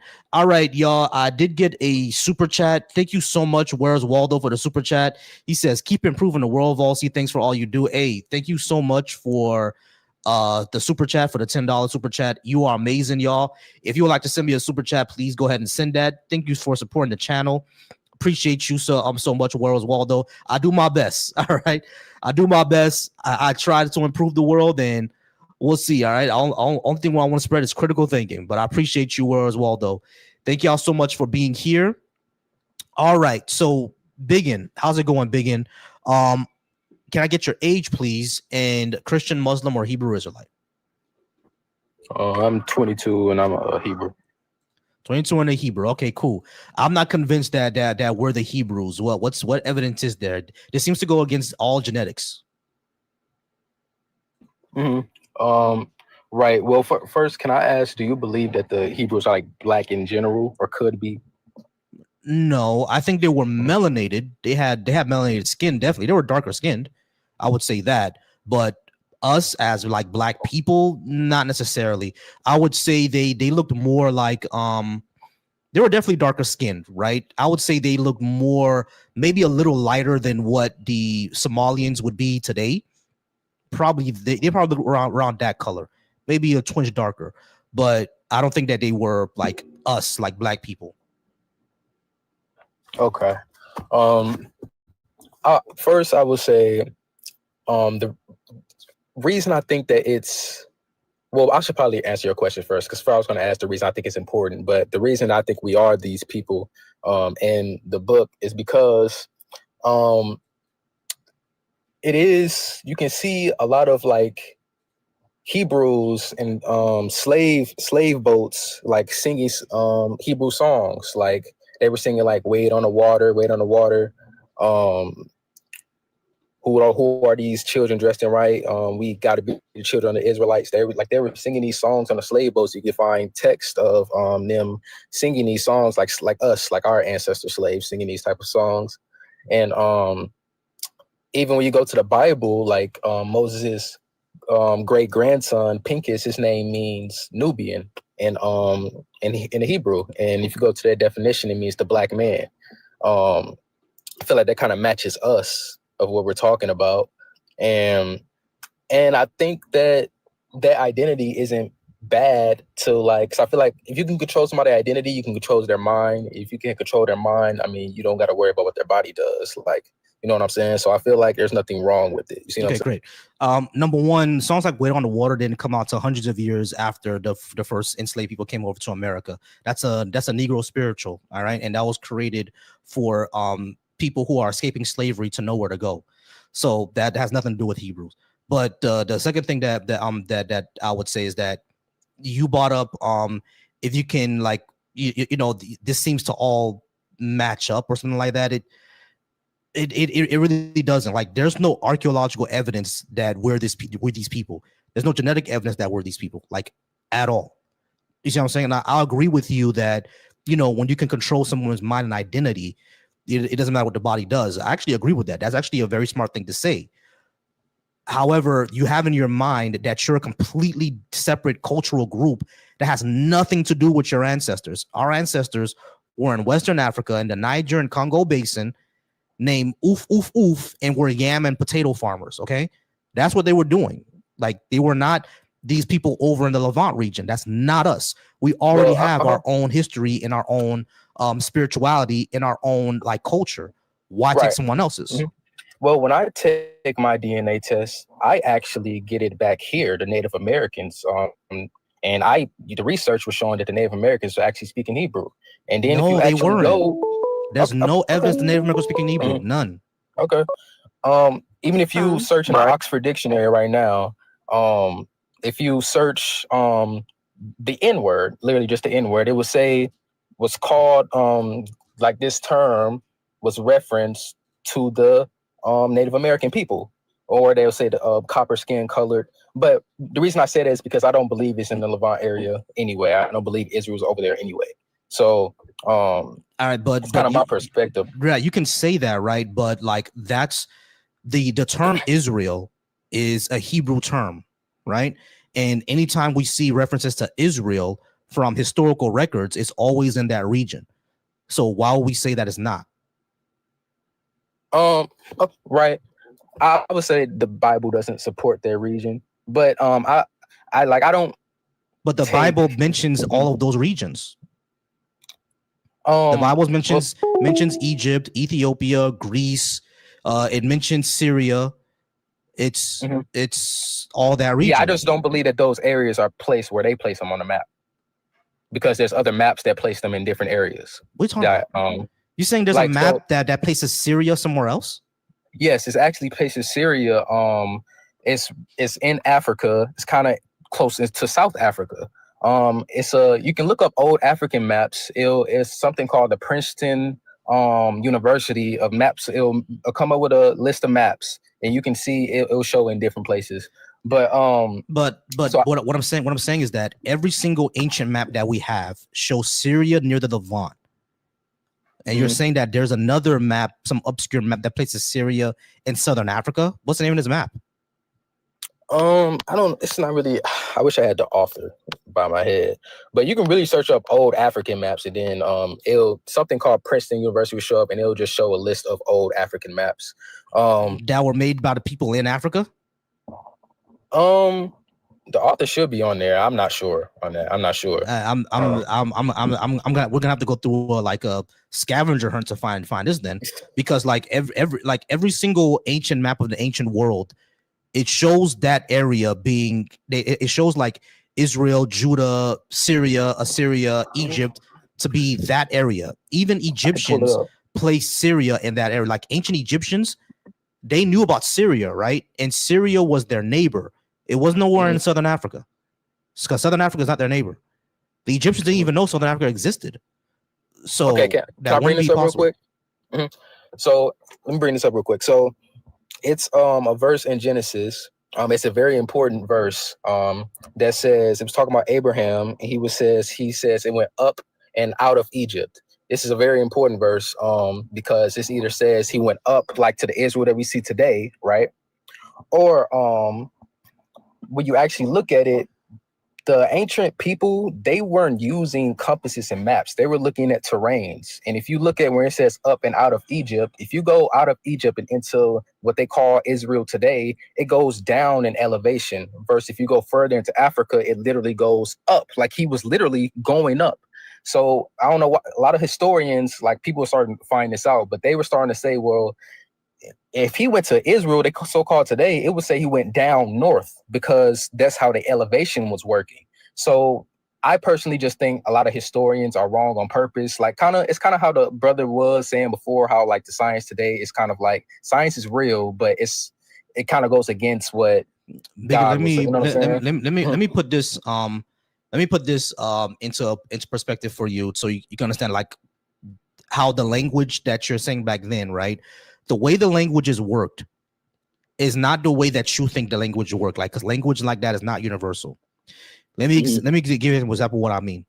Let's say I were to say, all right, guys, I'm leaving right now. I'm gonna get up on out of here. If I were to say that to you, do you think I'm gonna be climbing a hill to leave the computer? No, right? Get up on out of here is just our way of saying I'm leaving. Right. So when we look at this ancient language, right, you got to look at the hermeneutics of it. Were they actually speaking about up in elevation or up a stream? Well, it says up into the south. So if it says into the south, and a lot of people render that down, but when you go south, you're going up. Because it said up into the south. Right. So it is talking about elevation. No, it's not talking about elevation. The reason why I'm talking about elevation is because back then in ancient times, they oriented the world the other way. That's what I'm saying. That's why Upper Egypt is in the south and Lower Egypt is in the north, because they viewed the world as oriented the other way, as oriented backwards. So they thought the north was what we saw the south, and they thought the south was what we thought the north is. Europeans did the same thing too. Europeans thought that the world was oriented the other way. They thought it was oriented where Europe is on the western part and Africa is on the eastern part. They oriented the wrong way too. Like when it comes to these maps, right? When it comes to these languages, you have to understand what the ancient culture is talking about, how they oriented the world. The only reason they said up is because they thought up, like northern Egypt, was more towards the south. It's not because like they're going up somewhere. That's not what it means. I guess I can understand what you're saying. I don't think you really like put that in the context of like, you can't say for sure that that's the context of what they were talking about specifically in that verse in Genesis. So I mean, but I can understand what you're saying though. Like I guess fair, but I want to talk about like what archaeological or genetic evidence we have to show that we're these people at all. Okay. Hebrew, that's an Afro. They call it an Afro-Asiatic language, and I know when you hear the Asiatic, that's where the confusion. But when you see the Afro-Asiatic is originally African, it's originally an African language, Hebrew, for our people. Right. When they say Afro-Asiatic, they're only talking about like a cluster of a group. That's really it. They're not saying that the language just comes out of Africa. Yeah, because like other Afro, I think Arabic is also an Afro-Asiatic language, if I'm not mistaken. Let me see Afro-Asiatic languages. Yeah, Arabic, Hebrew, Somali, Hausa, those are all Afro-Asiatic languages. Yeah, I personally just think that they come out of Africa, like all of them. But I understand that. Personally, there's a lot of actually, I don't think going to you want like historical evidence. So I don't pretty much think of bringing up because you don't believe in the Bible. So I don't really think bringing up the Bible is going to really help. What I'm saying is that you can't use the Bible to then say, because where in the Bible would it show that we're these people? Because you can use those biblical verses and apply them to almost anybody. Yeah, I mean, we would need something outside the Bible, because the Bible is not world history, right? Bible is only the history of a certain region, a certain area. That's really all it is. So we would need to look at more than what the Bible says, because the Bible could say something is like, yeah, so like that doesn't show that they're talking about us. I see what you're saying. I do feel like because you can see like Keturah in the Bible, if you look up her name is burnt incense, and it's in that's found in Ethiopia, where they started talking, because she's Ethiopian. She was the mother of what they call the Arabs today. Who are you talking about?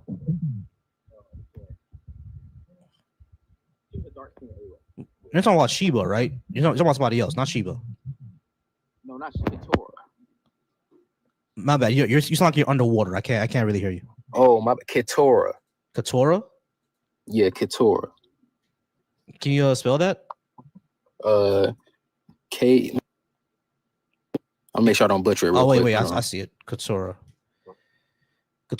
Yeah, Keturah. Like, okay, what about her? So doesn't her, I don't know if it says the definition of her name, but doesn't it mean burnt incense? Like if you look at like what her name means.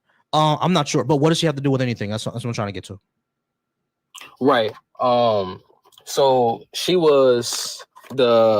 an ancestor of Zipporah, of when Moses met them at the well, and all the wives. And she was a dark-skinned Arab, and she had a father called a Mennonite priest who actually took Moses basically under his wing, and he was basically the pharaoh at the time.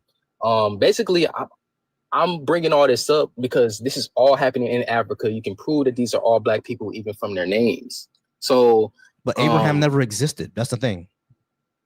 Okay, yeah. Even with that, can't you agree that even when you talk about all the animals in the Bible, lions and all of this, I mean, if you don't believe in the Bible, can't you say this is a Black book though? No. Okay. I see what you're saying. I mean, why would we take it as a Black book though? Because it's like we know Africa is very, very big, right? So even if we were to say that this is maybe Ethiopians or something like that, yeah, sure. Like what we do with that? You know what I mean? Like lions existed almost everywhere. Now lions are only in Africa right now because everywhere else they're extinct. But like lions are only Africa now. But yeah, like lions were in Arabia too, and some of them were even in Greece. You know what I mean? So it's like I'm not sure why we would now take this as part of our history. I would say these were darker skinned people. I'll give you that. They were darker skinned. You know what I mean? When media portrays them with European looking people, that's incorrect. We'll agree on that too. They need to get darker skinned people to play these people because that would be historically correct. We're 100% agreed on that, right? But to now make the leap that says that they were darker skinned to they were Black people, like the ones related to us, because think about it, Indians from India, they're darker skinned too, but we wouldn't call them Black people, will we? Yeah, we would call them Indian. We'll call them Indian, exactly. So I agree, they were darker skinned people, but were they necessarily Black people? No. Were they necessarily our ancestors? No. And I would say that at the end of the day, we have our own history, our own culture, our own spirituality. Why do we need them? Our history starts from like the worst part. Like our history starts from literally, first of all, Christopher Columbus came off that boat and started going. He basically, he went ham. And that's the thing. That's the thing, Biggin. I disagree with that. Our history does not start at the worst part. The worst part is just part of our history, but it's not it's not our entire history. Remember, there were the walls of Benin before Christopher Columbus. There was the city of Great Zimbabwe before Europeans came. There was the kingdom of the Congo, which Europeans said was more powerful than their own kingdoms. You know what I'm saying? There were things like Bakanga, like language like Sabidi. You know what I mean? We had our own writing scripts. We had our own books. There was a library of Timbuktu that existed before Oxford University. We had our own thing going on, bro. Like it doesn't start. What do you think about From Babylon to Timbuktu? Have you read that book? Babylon to Timbuktu? Yeah, my issue with Babylon to Timbuktu is that he just claims things and doesn't really back it up. He just says this is what happened, and we're like, okay, where's his reference? Where's the sources? Where's his archaeological evidence? He doesn't have. He just says, "Is this what happened?" You know what I mean? And like, you gotta have to back it up. You know what I mean? It's interesting, very interesting book. I'm not gonna say it's not very interesting book. And we're like, okay, cool. This is all what he thinks happened. All right, cool. What now? What do we show to show that it's true? He doesn't really go into that. You know what I mean? What if there's a historical figure, like historical accurate figure that's a biblical figure that's like written down the same things that's written down in history is the same things that he did in the Bible? Would you believe that? Would that kind of sway you to be like, or would they even matter? Yeah, if we have extra biblical sources for it, like I'm not gonna doubt it, right? Like for example, the Apostle Paul, we have extra biblical sources for Paul, which is how we know that he likely was a person. So if there's a Black person that's in the Bible and we have another source of them saying that, yeah, that was a real guy, not gonna doubt that. Like, I'm not saying that the entire Bible is fake, right? We're not saying Right. that. So I'm saying that there needs to be an extra biblical source. Yeah, sure. Paul could have been a guy. Even Jesus could have been a guy. Now, all the supernatural stuff is in heavy doubt, but them existing is not really a problem for me. Okay. That makes sense. All That right. makes sense. Big, we kind of out of time. I got to move on to the next one, but come back anytime. All right. All right, man. Not a problem. All right, guys. I do appreciate y'all being here. Thank y'all so much. We're gonna get to what's the name? Numbers. Is that your name? Number? Yeah, that's my name. Yeah. All right, got you. Numbers, give me 1 second. All right, I appreciate you. All right, so over on a Deconstruction Junction, once again, I appreciate you guys for being there. If you called in and hung up, that's because I only put you on hold. I'll give you a call right back once I'm finished with this person. Thank you so much for being here. If you're watching me over on the B.A.A.S.H channel, the Black Atheist Skeptics and Humanist channel, once again, thank you so much for being there. Keep the chat going. You guys are amazing. If you're watching me from my personal channel, Volcy Thoughts, thank you so much for watching me on that channel. Once more, I appreciate y'all for being here. And if you want to call in, I will put you on hold just for me to talk to one of the people on TikTok. Okay.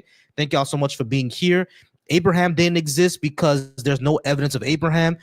There's no archaeological evidence. All we have is whatever the Bible says, and basically cultural memory, essentially. We have no evidence of Abraham. We have no evidence of Muhammad. Not Muhammad. We have evidence of Muhammad, but we have no evidence of Abraham. We have no evidence of Moses. These people likely did not exist. They're legendary figures, just like Johnny Appleseed. Anyway, let's talk to Numbers. Numbers, how's it going? Can I get your age, please? And Christian, Muslim, or Hebrew Israelite? Yeah, I'm 23. I'm Christian. 23 Christian. All right. Why should Black people be Christian? Yeah, because I feel like Christianity is really the true religion, and there's not really like any debate towards it. Yeah. How do we know that Christianity is a true religion? Like the Bible says it. So, do you have any proof that shows that it's not the right religion? Like, no, you're the one saying that it is, and you simply said it because the Bible says so. The Bible saying something doesn't mean that it's true. Why not? Because it's just a claim. If I told you I had, hold on, let me run this argument on you, Numbers. If I were to tell you that I have $3 billion in the Bahamas, quit your job, fly to the Bahamas, and meet me in Nassau, and I'm going to give you $10 million. Do you believe that just because I said so? I mean, yeah, no, but right, exactly. That's how I'm treating the Bible. You just can't say that it's true because it says so. So what? Yeah, but the Bible's a history book, yeah. So it's a legend. It's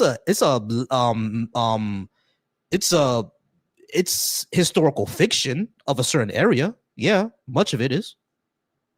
Yeah, how's it fiction though? That doesn't really make any sense. Jonah is not a real person. Abraham didn't exist. Moses didn't exist. Those parts are fiction. Like the Exodus never happened. That's fiction. You know what I mean? Now, David and Saul and Absalom and Solomon, them being real guys, yeah, we have archaeological evidence for those guys. Sure. So then, like, yeah, so if we have archaeological evidence that they existed, that those people existed, then how can you say that it's not true for anyone else in the Bible? That doesn't really make any sense here. I said it's historical fiction, meaning that they talk about real people, real places. Some of them times they even talk about real events, like the war with the Egyptians and the Moabites. That was a real event. But the legendary stuff they put on it, that's what's that's what I'm doubting. That's why I think it's fake. Like, for example, in the book of Numbers, where Balaam talks to a donkey. Like, you really think that shit happened? Yeah, I do. Come on, bro. Think donkeys could talk? Well, I mean, it's not really. I've never seen a donkey before, so I really can't say. Ain't no fucking way. Donkeys cannot talk, bro. So that part of the story is clearly a legendary part, right? Balaam could have even been a real person. Maybe he's a wise guy that got really, really popular, and now we have him in a history book. So like, yeah, he Balaam could have been a real guy, but that doesn't mean he actually had powers. I don't know, man. That doesn't really make a lot of sense to me. Okay. Does New York City exist? Oh, yeah. Okay. Does the borough of Queens within New York City exist? Yeah, it does, yeah. Is it conceivable to you that there's someone in Queens right now named Peter? You talking about Spider-Man? Is Spider-Man real? No. Yeah, No, exactly. So New York is real. Queens is real. There might even be a person named Peter Parker that lives in New York. Does he have spider powers? Yeah, no. No, exactly. Yeah, so that's what I'm trying to say. Like That's what I'm trying to say. Like, you can find real places, real people, even real events within the Bible. That doesn't mean that the legendary magical stuff they're claiming about it is true. That's what I'm trying to say. Oh yeah, that makes sense. I mean, but you understand, like, for instance, right? Like, if Christianity didn't have like enough truths in it, yeah, then there wouldn't really be a lot of obviously Christianity would never kick off in it. Like not really, man, because you could say the same thing about Islam, can't you? no, I can't say that because but Islam kicked off. Yeah, but it's not like Christianity, you know, like there's okay, so something can be untrue and still kick off. Yeah, but that's not true for Christianity though, because it's Christianity. That's question begging, my friend. That's a fallacy. You're special pleading now. You're saying that something that's a lie can become worldwide, but not mine. Mine has to be true. You can't do that. Like that's fallacious. You can't say something else that became a worldwide religion that billions of people follow. Oh, that one could have kicked off on a lie, but mine didn't. Special pleading. How do you know yours didn't? Right, but I don't know. I think that's a bit like, I feel like you're really just like, you just want to be right on your side, yeah. Like I feel like that's not it. I want you to employ the logic that you're saying here. You're saying that if Christianity wasn't true, it wouldn't have kicked off, became as worldwide as it did. However, there's another religion, Islam, that also kicked off and became a worldwide religion. But you're saying, well, that one is just wrong. You know what I mean? Like that's special pleading. Well, yeah, but Islam's not really a worldwide religion, is it? It's growing faster than Christianity. After Christianity, Islam is the biggest religion. Right, but that doesn't mean that it's like a worldly religion, is it? Like I feel it's like a world religion. It's on every continent. That's because like there's a lot of people that like leave the area. They like move, but right. like for instance, the majority of Muslims are in Indonesia, which is in Asia. Like it's a worldwide religion, bro. It's on every continent. The majority of Muslims is in Indonesia. Yeah, the majority of Muslims are in Asia, not even the Middle East. It's a worldwide religion, bro. So there's more Muslims in Indonesia than there is in Mecca. Yeah. Give me 1 second. 405. Please hold for me. I'll be right back with you. Okay. Thank you so much. Yeah, there are more Muslims in Indonesia than there are in Saudi Arabia. That can't be true. Indonesia is like 300 million people, bro. What's the population of Saudi Arabia? Like 30. There's 30 people in Saudi Arabia. No, I said 30 million. Oh. Yeah, no, that's okay. Well, okay, I guess so. But still, though, that's not really the same. You know, like for instance, if you like take for instance take Hinduism, right? For example, right? Obviously, Buddhism. I mean, take like for obviously like Buddhism, started in India, but like it's like bigger in China or something like that because they moved like a lot, like the Buddha went through the Silk Road or something like that and spread it. But even though why make that face? No, I'm listening to you. Go ahead. Yeah, even though it didn't start over there and a lot of the Buddhists are in China, that doesn't really make Buddhism like mostly Chinese, does it? Like it's still like mostly Indian, isn't it? Buddhism is mostly, I think most Buddhists are Southeast Asian, if I'm not mistaken. Like India, Laos, Cambodia, Myanmar, places like that. Buddhism, I think Buddhism started in India. Let me see. Where did Buddhism originate? I think it originated in India. Yeah, originated in India. Originated in India. So yeah, they're originated in India, and most Buddhists, let me see, where are most Buddhists? Most Buddhists, yeah, are in Asia, with the majority in Thailand, Cambodia, Southeast Asia. Thailand, Cambodia, and Myanmar have the most amount of Buddhists. Yeah, so it started in India and it migrated over to Southeast Asia. Yeah, sure. But I'm trying to kind of understand what you're trying to get at here. Are you saying that Hinduism didn't really spread out from Southern Asia? Buddhism didn't really spread out from Southern Asia, even though you'll find Western Buddhists, sure, you'll find that, but majority of it is still within Southern Asia. But when it comes to Islam and when it comes to Christianity, it's all over the world. But I'm just saying, like, it's spread despite being like false. Yeah. Say that again. So like it's still spread though, like despite being false. Yeah, like because you said that Islam is like the second one. So like despite being false, like Buddhism still like spread like that. So it's like doesn't really matter if it. Buddhism wasn't really forced on anybody. Unless you live in Myanmar. But Buddhism didn't really get forced on anyone. Like it wasn't like Islam and Christianity, where Islam spread through colonialism and Islam and Christianity both spread through colonialism and warfare and slavery and stuff like that. Well, no, Islam spread through trade. The reason I even got to like Southeast Asia, like South Asia, like in Indonesia. No, that was one of the ways. Trade. You're correct. That was one of the ways. So really, that's more violent than the Christian way. Yeah. Not necessarily, because colonization happened everywhere. What? No, it didn't. You're saying that European colonization did not happen everywhere? No. Tell me one continent that the Europeans didn't colonize. Antarctica. Come on, bro. No one fucking lives there. Am I wrong though? I'm not wrong. They also didn't colonize Asia, so it's another part. What's French Indochina then? Yeah, it wasn't colonized. That's an occupation. What is French Indochina? Yeah, that was the French occupation of and what was British India? Yeah, that was it's not the same. It's not colonization. It is. British India. India was what was a colony of the British Empire. That's not. It wasn't a colony. It was a. Yeah, it was. It was a Raj. Yeah. No, yeah, it was. They were a vassal state, right? Yes, that's different. Yeah. Colonization. Yeah, because if no, you're a vassal, that's colonization. No, if you're a vassal, that means you're like you independent. You're like you have your own authority, alone. Like And they didn't. They followed the crown.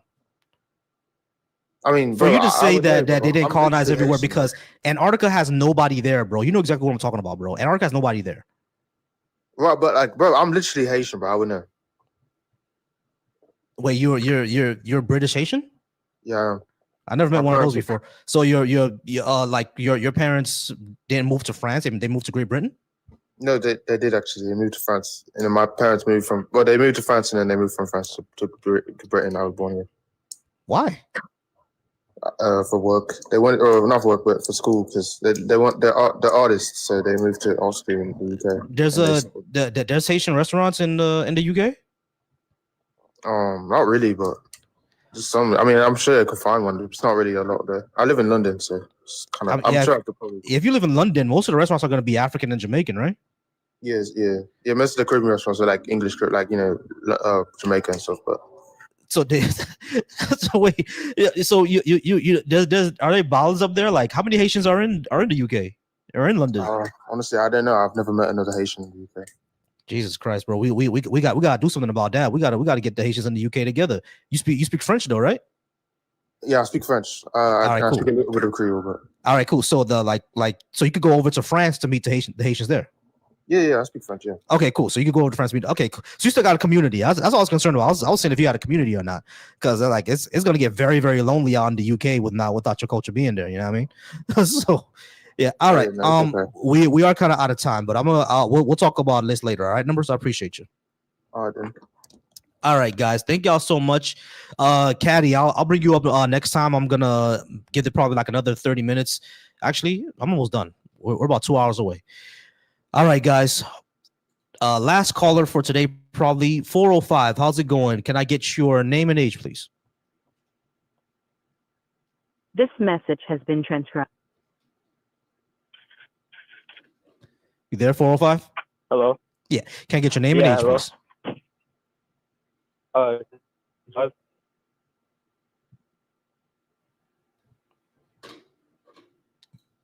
All right. We're gonna go ahead and keep it moving. All right, guys. Thank y'all so much for being here. We're about a few minutes out from the end of the show, but thank y'all so much for being here, guys. Go ahead and if you'd like to call in and speak with me, I appreciate it. Deconstruction Junction, once again, you guys are hitting those numbers. There we go. Call from Cameron. All right, Cameron, can I get your age, please? 25. All right, Cameron, 25. Christian, Muslim, Hebrew, Israelite? Christian. Christian. All right, cool. All right. I don't think that black people should be Christian. This is the religion of our enslavers and our colonizers, and I don't think people should be the religion of their enslavers and colonizers. That includes if you're Irish. If you say that you're Irish, I'm going to say the same thing to you. You shouldn't be Christian either. But if you're not Irish, that's fine. But yeah, I don't think that black people should be Christian. Why do you think that we should be? Can I ask you questions too? Sure. Just so I can understand where you're coming from. Sure. So like, have you ever heard about like the abolitionist movement? Yep. And how like much of that was like white Christians trying to abolish slavery? Yep. Okay, so how do you reconcile saying that Christianity was what caused for slavery, but yet there's also people who are Christian that fought against it? Because it was the cause of slavery. You ever heard of Dom DeVersus? A doctrine of discovery? Oh, what's that?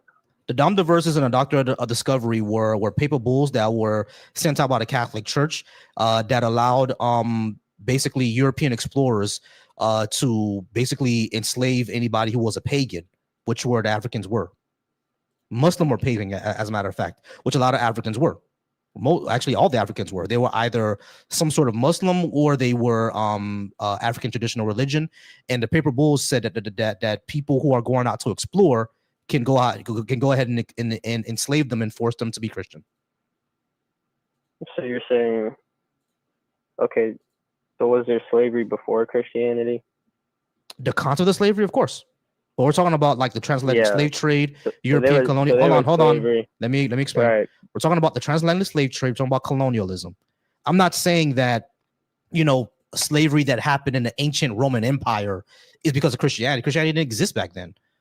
Well, that's not what we're talking about. We're talking about like our modern slavery, modern colonialism that happened 200-300 years ago. Yeah. Christianity was part of that. I get that. So, okay. So again, then how do you justify what I said earlier? What are you talking about? You just gave an example of Christians exploring Christianity in a bad way, but that was my whole argument. I was saying, how do you justify Christians doing that in the wrong way and doing things wrong, and then look at Christians who did it the right way and wanted to abolish it? How do you justify the two? What do you mean how justify the two? I can't justify of the latter. What do you mean you justify? Just told me what the latter did. I already my knew friend, what the latter my did. guy. Not Slow down. justified. Cameron, my guy. Not justified. But Cameron, slow down. What do you mean by justify? That was the wrong expression. I didn't mean it like that. You just began your argument again by just giving facts of what I had already agreed to. I asked you to, how do you reason the Christians that advocated the right way to abolish slavery? How do you reason that understanding of Christianity versus the latter? There were people who wanted to abolish slavery too that happened to be Christian. That were Christians, right? So yeah, how do you reason the two? So what do you mean? How do I reason the two? There's Your always going to claim be. There always going to be. Yes, Christianity is the religion of our enslavers and colonizers. That is true. I understand that there were Christians who wanted to abolish slavery. Everyone knows that. That doesn't change. That doesn't change that the people who enslaved us were largely Christian or Muslim. The people who enslaved us were largely Christian. Doesn't change that fact. So this is still the religion of our enslavers. Not necessarily. Necessarily. France, I mean, Portugal, dude, Spain, Germany, the British Empire, these were all Christian states. Bro, but this is the issue, though. You're trying to put Cameron, actually address what I said. Cameron, actually address what I said. France, Germany, Belgium, the UK, Portugal, Spain, these were all powers that colonized Africa, and they were all Christian states, right or wrong?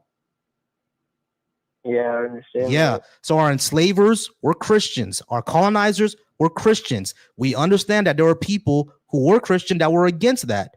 All good and well. Our enslavers and colonizers were still Christian. Yeah. So okay. So can I ask you something then? Go ahead. All right. Is it possible that people who may not be the best representation of a religion or a belief can use those things? Of course they can. Let me abuse the power. Yes, of course they can. Let me try to understand exactly what hold on. Let me ask you another question. No more questions. It's not an interview, bro. It's not an interview. I know, but I'm trying to understand your point. I need to understand where this line of questioning is going. What are we doing, bro? Okay. All of us understand this already. It's still a fact of the matter that Christians enslaved and colonized African people. I don't think you should be the religion of your colonizer. I haven't disagreed with you about that. Great. So what are we talking about? Bro, if you just agreed then that people can go and abuse and manipulate certain powers or certain ideologies and things like that, why are you so upset about that possibly being the thing with Christianity? Who said I'm upset? Have you not thought that? Okay, so do you believe that Christianity was manipulated there? No. At those time periods? No. You don't? No. Okay. Because the Bible clearly allows for slavery. So back to my okay. Where? Leviticus 25:44. All right, read it. I can't get out the phone call. Yeah, give me a second. I mean, you got the computer in front of you. Yeah, I got you. Give me a second. Thank you. All right. As for the male and female slaves who you may have, it is from the nations around you that you may acquire male and female slaves. You may also acquire them from among the aliens residing with you and from their families who are with you and have been born in your land. They may be your property. You may keep them as a possession for your children after you, for them to inherit as property. These you may treat as slaves, but your fellow Israelites, no one shall rule over each other with harshness. Awesome.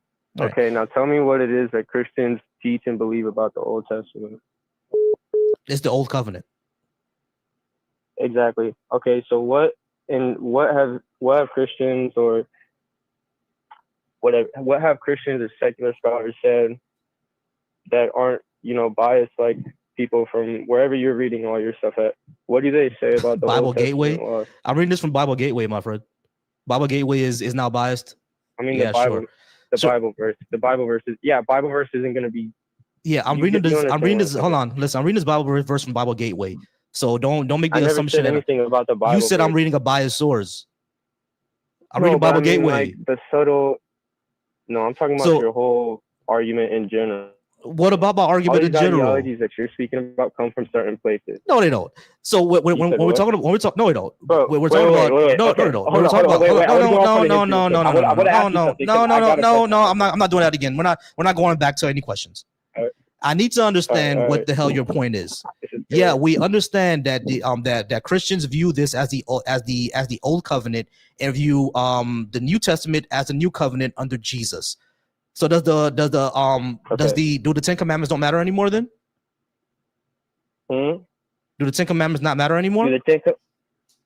No, of course they matter, but why do they matter? So if the Ten Commandments still matter and that's part of the Old Covenant, no. Hold on, wait. Let me finish. We can get. If you're going to say, shut up, be quiet for a second. Be quiet for a second. You said that what do Christians think about the Old Testament now? They think that it's the Old Covenant. We agree. They think that the New Testament is a new covenant. We agree. However, there's a problem because you just admitted the 10 Commandments still matter even though they're part of the old covenant. So you can't say Not a that problem, this 'cause part. Hold on. just You asked can't you a say. question and You can't said I say. couldn't answer Stop. the Stop. question. Stop. All right, you want me to explain? You can't why? say. You can't say. You can't say that this verse in Leviticus is like it either doesn't matter or is irrelevant, but the 10 Commandments are still relevant. They're all part of the Old Do you Testament. want me to, hold on. Do you want me to explain to you why? All right. Explain to me Why why. the emphasis is So different explain now? to me. Explain to me why. Or do you know why? Explain Do to you me know why. So explain to me why. If the Old Covenant is not what we're under anymore, why does the 10 Commandments still matter? Because Jesus, they've all been quoted in the Gospels. And plus, you have to have the proper understanding of what the Old Testament's purpose was. It wasn't the final ground. It wasn't the final ground for the law of everything. It was like stepping stones to get people to be able to see Jesus. The law was to take a very crazy time period. You can look at all this stuff. You want to just throw Christianity under the bus and the Jews for this? What about all the nations around them that were enslaving people? You're jumping around. You're All jumping the around. Babylonian, You're jumping around. everything. Stop. You're jumping around. All right. Don't do that. This is all part Hold of on. the Wait. point, bro. This is all part of the point, Wait. All right. Hold on. Cameron. You're jumping around. Don't do that. All right. Listen, all we're right. talking I'll about. stay- I'll We're stay talking on- about. I'll stay on one track. Yeah. Stay I on one track. understand. I'm sorry. I was just trying to get some context. Gotcha. Okay. We're talking about Leviticus. The We Old know that this is. Testament- We're talking about the Old Testament. All right. We know that this No, was because ancient, then- crazy times. Hold on, Cameron. We know that these were ancient, crazy times. The reason why that's not an excuse to me is because I Yahweh. haven't finished, bro. You just cut me off, bro.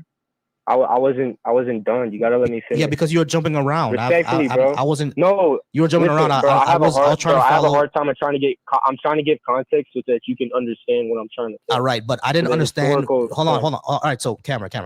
Yeah, because you cut me off. That's Okay, what I'm saying. I got the reason why I cut you off before is because you were jumping around to 3 different topics. I couldn't understand what you're trying to. I couldn't understand what you're trying to. Just listen, Cameron. Okay. Come on. I know. I'm about to tie I'm it all trying in, to bro. explain. I'm about to tie it all in. Cameron. Stop for a second. Just stop for a second. I'm trying to explain where I don't understand you. But if you're talking at the same time, you're not gonna get to. That's what I'm saying. You're not gonna get to the point of where I don't understand you. All right. So the reason, the reason why I cut you off before is because you're mentioning 3-4 different subjects, and it's like I couldn't get the context of what you're trying to say. So we're talking about Leviticus, right? We're talking, and I'm trying to get the context here. You said that the 10 Commandments still matter, even though they were part of the Old Testament or the Old Covenant, because they were mentioned within the New Testament. I'm not sure how this connects. What are we saying? Okay, because then you get the fruit.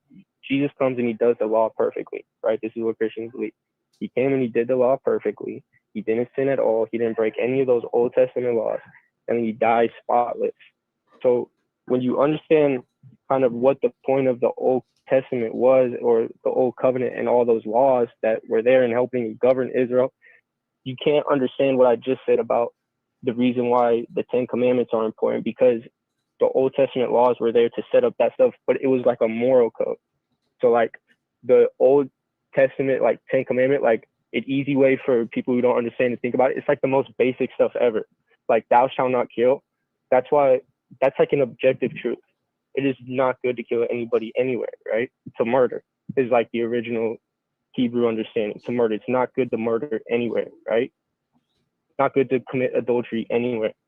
Not good to covenant and be jealous of other people anywhere, or to lie, or to do all these are like very basic things. And then much of the stuff that like you're reading in Leviticus is like how Israel is supposed to do their governing and their law, because it was supposed to set them apart from all the countries around them, because all the countries around them were doing any of the stuff that Israel was doing.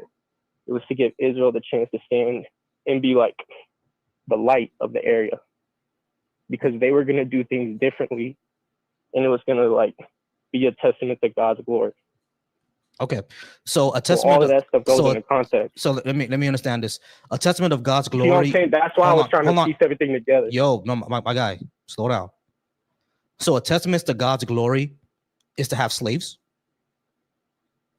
No, but this is like God knew from the very beginning to the end of how he was going to have to do it. Okay, let me ask you a question. Like let me ask you a question. Hold on. Let me ask you a question. Let me ask you a question. Let me ask you a question. Did God abolish things in the 10 Commandments? Did he abolish things? Yeah, in the Ten Commandments, he abolished things. Like, I'm confused. What do you mean? There were things in the Old Testament that God said to not do, right? He abolished them. Okay. So within the So Ten did he Commandments, abolish the Ten Commandments? great. Yeah. So in the Ten Commandments, there are things that he abolished. He said no murder, no stealing, no coveting your neighbor's wife, no worshiping no other gods before me. He put that in the Ten Commandments, correct? Right. Could he have also said don't have slaves? So are you asking me, did he abolish the Ten Commandments? And by No, that's not what I'm all asking. That's not what I'm asking. That's not what I'm asking. I'm just asking if he just abolished things in general. There are things where he said goes against me or goes against my nature or whatever. Don't do these things. Like just beyond the Ten Commandments, he abolished cross-dressing. Okay, so, hold on, wait, yeah. Cameron. Yeah. I'll let you talk for like 5 minutes, bro. So there were things I understand where you're going. Yeah. There were things that God abolished in the Bible: cross-dressing, shellfish, coveting your wife, cutting your beard, etc., etc. Tattoos too. He abolished all those things, right? Could he have also said don't have slaves? Could he have also said that? Yeah. I mean, but every law was like for a different thing. So you're reading all these. No. I'm just asking you a yes or no question. I'm just asking you a yes or no question. I'm just asking you a yes or no question. Could he have said? It's not a yes or no answer. Yes, it is. It is. Could he have said that too? It doesn't have to be. No, it doesn't. Okay. Is God all powerful? Huh? Is God all powerful? Yep. Yeah, that's a yes or no question, right? All right, cool. So could he have said to not have slaves? The question you just asked. No, it's not. No, it's not. No, it's not. No, it's not. No, it's not. No, it's not. No, it's not. No, it's not. No, it's not. No, it's not. The context does not help. That's what I'm saying. The context that you gave does not help because you said that God needed to do all this. No. I'm explaining why. Okay. You said that God needed to do all this in order to set up Jesus. That's basically everything that you said. God needed to give them commandments. Hold on. God needed to hold on. Hold on. Okay, so now God didn't need to tell them to have slaves? He didn't need to do anything. So he didn't need to tell them to have slaves? Because he wanted to. Huh? He didn't need to tell them to have slaves either then, right? You just said that God didn't need to do anything. Doesn't that mean that he could also didn't need to tell them that they could have slaves? He didn't do that either, right? They would have had them anyway. They would have. You. I understand that they would have had them anyway, but he could have told them to not. Hold on, bro. Cameron. Listen to my question and actually engage with what I'm trying to say to you. I understand that God didn't have to do anything. I understand that Yahweh didn't have to give them 10 commandments. I understand that Yahweh didn't have to send Jesus. I understand that the Israelites would have had slaves anyway. But could he have told them in the 10 commandments, thou shalt not own another person as property? Is that possible for him to do? You would both know, I know that the answer is yes. So the question then becomes, why not just tell them that instead of giving them rules to have slaves? He's all knowing, he's all powerful. He knows we would view this. He knows we would view this. He knows we would view this as immoral and disgusting today, but he still told them to go ahead and do it. Why not just abolish it? This is a great question, bro. Okay. Do Christians, can I ask you a question? You could just answer the question instead of trying to answer the question. Do Christians, okay, all right, let me answer your question. Christians believe that God is the author of all life. Look up every single time that God brought, okay, so the gospel is for everybody, right? It's not just for you, it's for the whole world. Okay. God loved everybody. He even called the people in Egypt. He even called the people in Syria. At point in times in the prophecies about the Old Testament, how he's going to bring the whole world together. He even talked about the nations that were surrounding, that were doing all the wickedness and killing Israel, bro. My whole point is, whenever the Jewish people, whenever they did the wrong thing, guess what happened? They got judged, and God put them in slavery. God did all these things in that same fashion. God is judging all these other nations around Israel for the wickedness that they were doing. Okay, so you're saying you're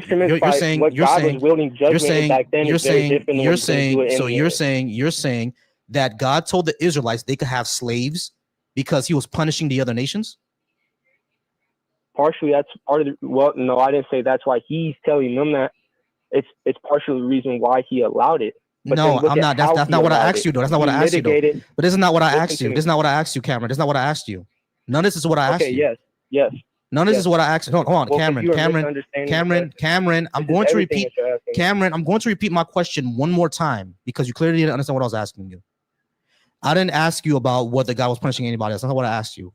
What I asked you was, God clearly in the Bible abolished certain things: cross-dressing, shellfish, tattoos, cutting your beard. He abolished those things, right? He said to not do them. So, and not only that, according to what Christians understand, God is all-knowing, God is the author of all things, God is all-powerful. So the question then becomes, how come he simply didn't tell them to not have slaves? He could have said, thou shalt not own another person in the 10. Hold on, wait, stop. You didn't answer that. I asked you, why didn't he do that? I told you yes. Hold on, no. No. It's not a yes or no question. And then I said, Cameron, stop. Cameron, you need to stop. Bro. Cameron, stop. Now it's not a yes or no question. No, it's not. That's not a yes or no question. You all asking. Hold on, Cameron. Asking why didn't this happen is not a yes or no question. All right, go ahead. My question is, why didn't God simply tell them to not own slaves in the 10 Commandments? So that's what my question was. You saying, oh, it's set up as a hold on, stop, Cameron. You're not listening to me. Cameron, because you didn't answer the fucking question, Cameron. I told you there were laws for certain things, bro. That's not answering the question. That's not the answer to the question. The question is not about whether there are laws for certain things. The question is about God's action or inaction. Why didn't God do this? That's what I'm asking you. I'm not asking you about another law. I'm asking you, why didn't God do this action? Why didn't God put no slavery in the 10 Commandments? Yes. All right, you want me to answer your question? Do you know or not? Or like you said, because it was literally what I had said, bro. No, it's not. So hold on. Bro, laws were given. No, it's not. No, it's not. Stop, Cameron. Stop, Cameron. Stop. I need you to understand what the question is here. The question is not, are there other laws that exist for another reason? We know there are other laws. Hold on, stop, Cameron. Stop. Listen. We know that there are other laws in the Bible that exist for other reasons. We know that. The question that I'm asking is, God could have taken two actions: telling people they can own slaves, telling the Israelites they cannot own slaves. I'm asking you, why did he take the route of telling them that they can own slaves and not the route of telling them that they cannot own slaves? Saying there are other laws in the Bible is not an answer to that question. I'm not asking you about other laws. Cameron, stop. Cameron, stop. Cameron. No, you didn't. You said there are other laws in the Bible. Bro. Cameron, you said that there are other laws in the Bible for other. Cameron, stop. Cameron, stop. You cannot understand me if you're talking at the same time. You can't understand me if you're talking at the same time. You cannot understand me if you're answering. You cannot understand me if you're talking. You cannot understand me if you're talking at the same time. I'm not. You cannot understand me if you're talking at the same time. My question is not about other laws in the Bible. My question is about God's inaction. He could have told them to not own slaves, but he didn't. And I'm asking you, why didn't he do that? I'm not asking you about other laws. I'm asking you, why didn't God tell them to not own slaves?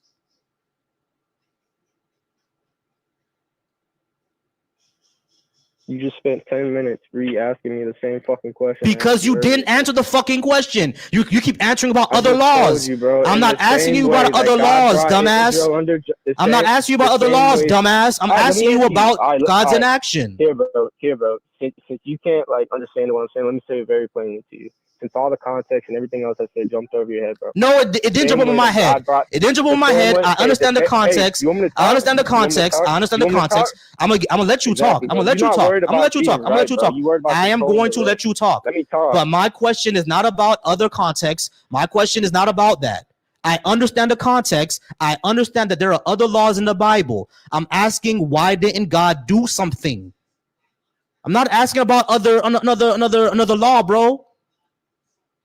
We're not asking about another law. We're not asking about more context. I understand the context. I get the context. You were explaining something I get it for already. 10 minutes, asked the question in the middle, I answered it, and now you're jumping You with didn't that. answer the question. The reason why you said you mentioned other laws. Bro, listen. You mentioned other You guys laws. are talking so I can talk. I'm going to give you a chance. Okay. Let's bring it down. Let's bring it down. Let's bring it down. Let's bring it down. Let's bring it down. Let's bring it down. Let's bring it down. Let's bring it down. I know, bro. Let's bring it down. Let's bring it down. Let's bring it down. I got you. Let's bring it down. Let's bring it down. Let's bring it down. Let's bring it down. Trying to be like this. Let's bring it down. Let's bring it down. Let's bring it down. Okay. Listen to what I'm saying. This is what I'm getting frustrated. Because you think, hold on, Cameron.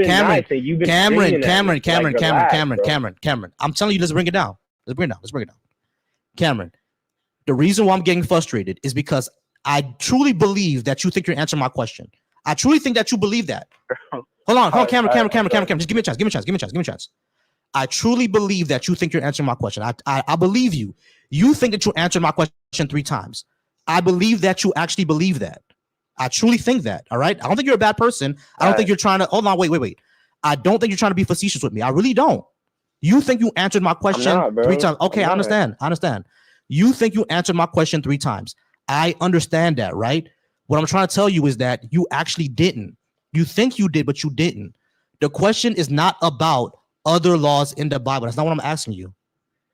I'm asking that God could have done something, but he didn't. And I'm asking you, why do you think that was? Why do you think he took this route and not another?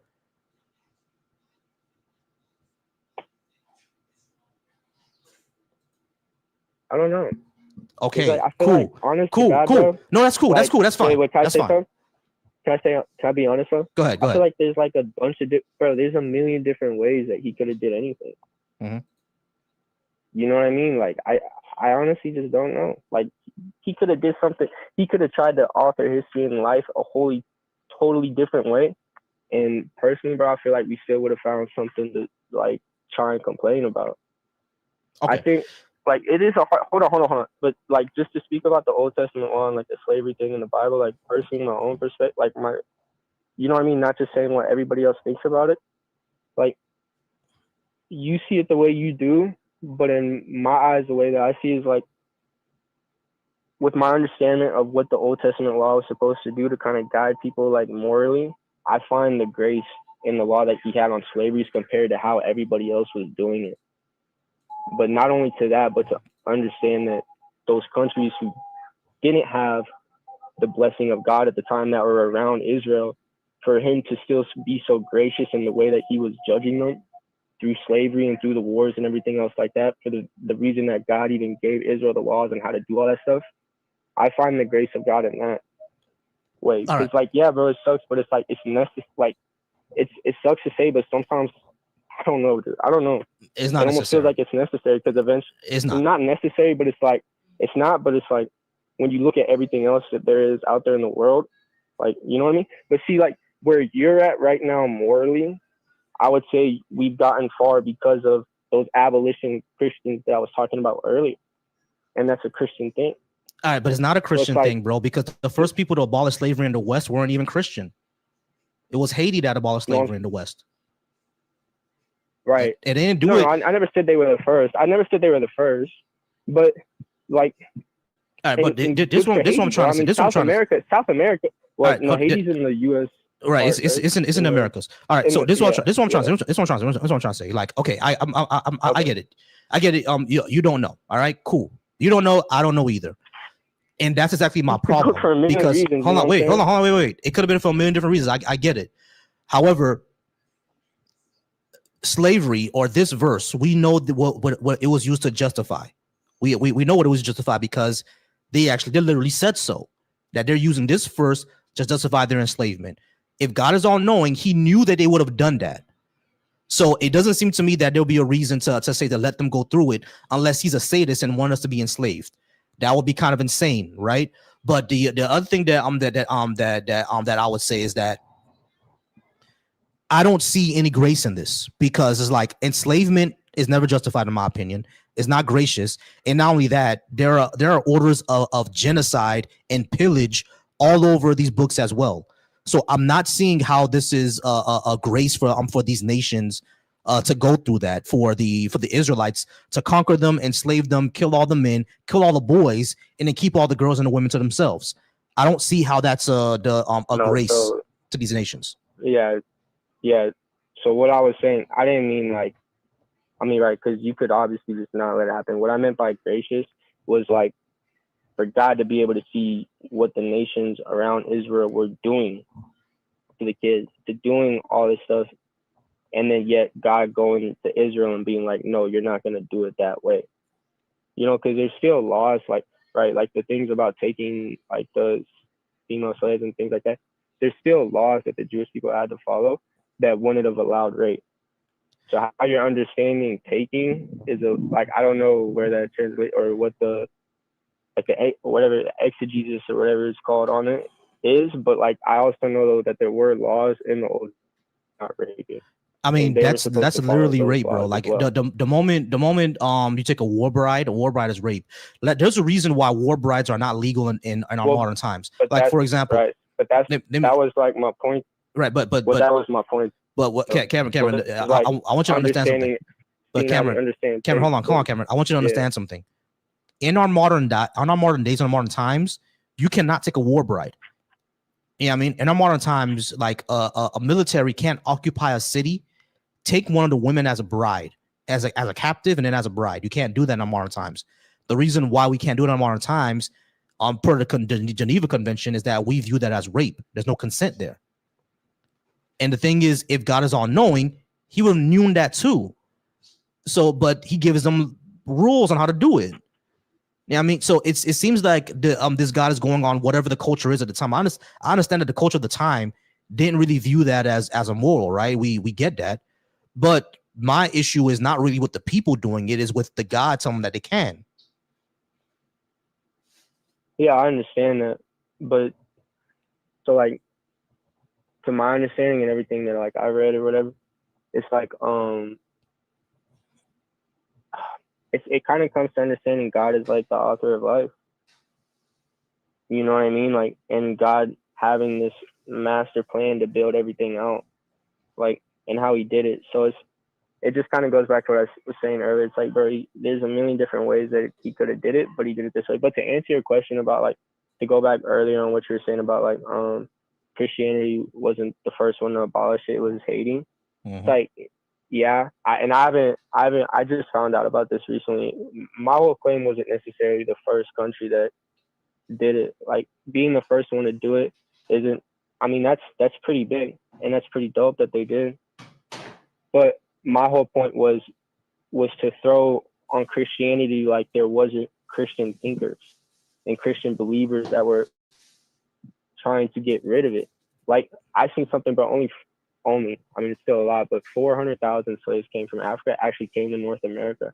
You know how many, and not every person in the Civil War was Christian, not every whatever, but do you know how many, like, people died in the Civil War? Like 370. Yeah, a lot America of people died. Lost, almost one life for every slave took. Correct. And versus, I mean, granted, there were more slaves that died and stuff. I don't know, bro. Like, I feel like a lot of this stuff. Okay, can I ask you which? And this might be going off on a hinge, but I'm just curious, bro. What are you like? Not what are you like? Do you believe in like communism or like socialism and stuff like that? I'm a socialist. Not like a democratic socialist. I'm a democratic socialist. Before we move on to that, I want to respond a little bit. Yeah, abolitionism was a thing, right? I don't disagree that there were abolitionists, and that Christian abolitionists largely led the abolition of slavery in the United States. I do get that.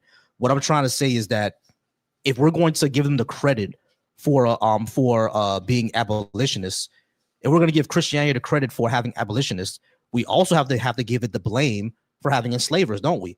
Because they weren't just Christian abolitionists; they were also Christian enslavers. So what do we do with that? Part of my well, the same way how like you're a socialist, right? And some of that's in communism. You might look at socialism and communism. You might argue, well, that's just socialism being done wrong. That's just communism being done wrong. It's the same fashion. And I say that's just Christianity being done wrong. And part of that is because when you look in the New Testament and you see what the fruits of the Spirit are, what the fruits of having the Holy Spirit and believing in Christ are, brother, there's nothing bad in any of that. Like there's nothing bad in any of that.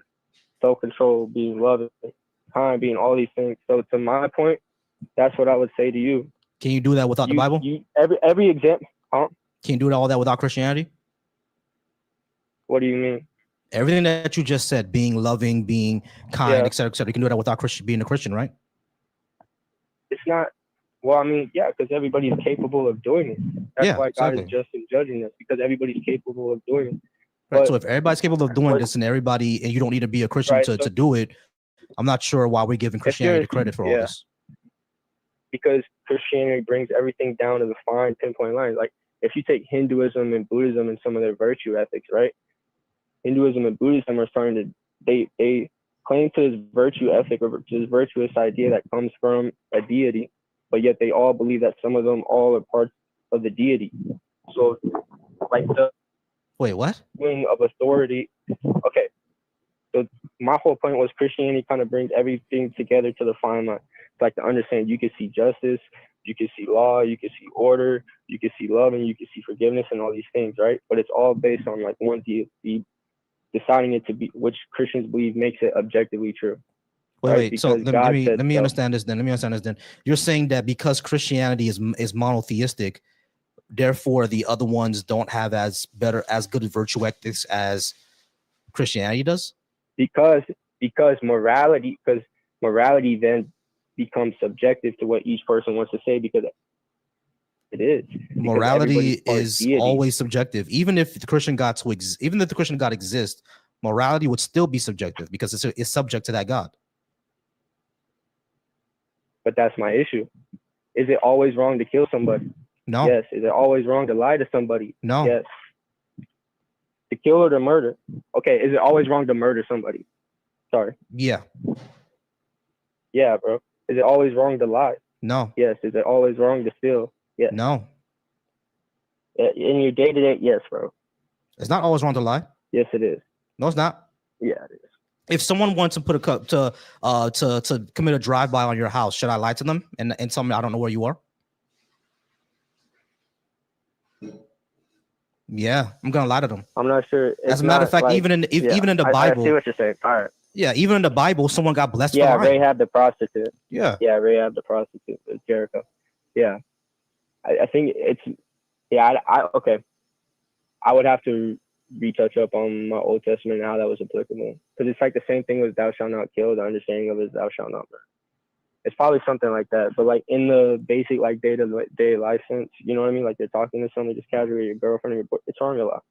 It's, you know, like yeah, all if you're talking casually, you're not gonna always lie. Yeah, but it's right. But I was just answer your question if it's always wrong to lie. No, it's not always wrong to lie.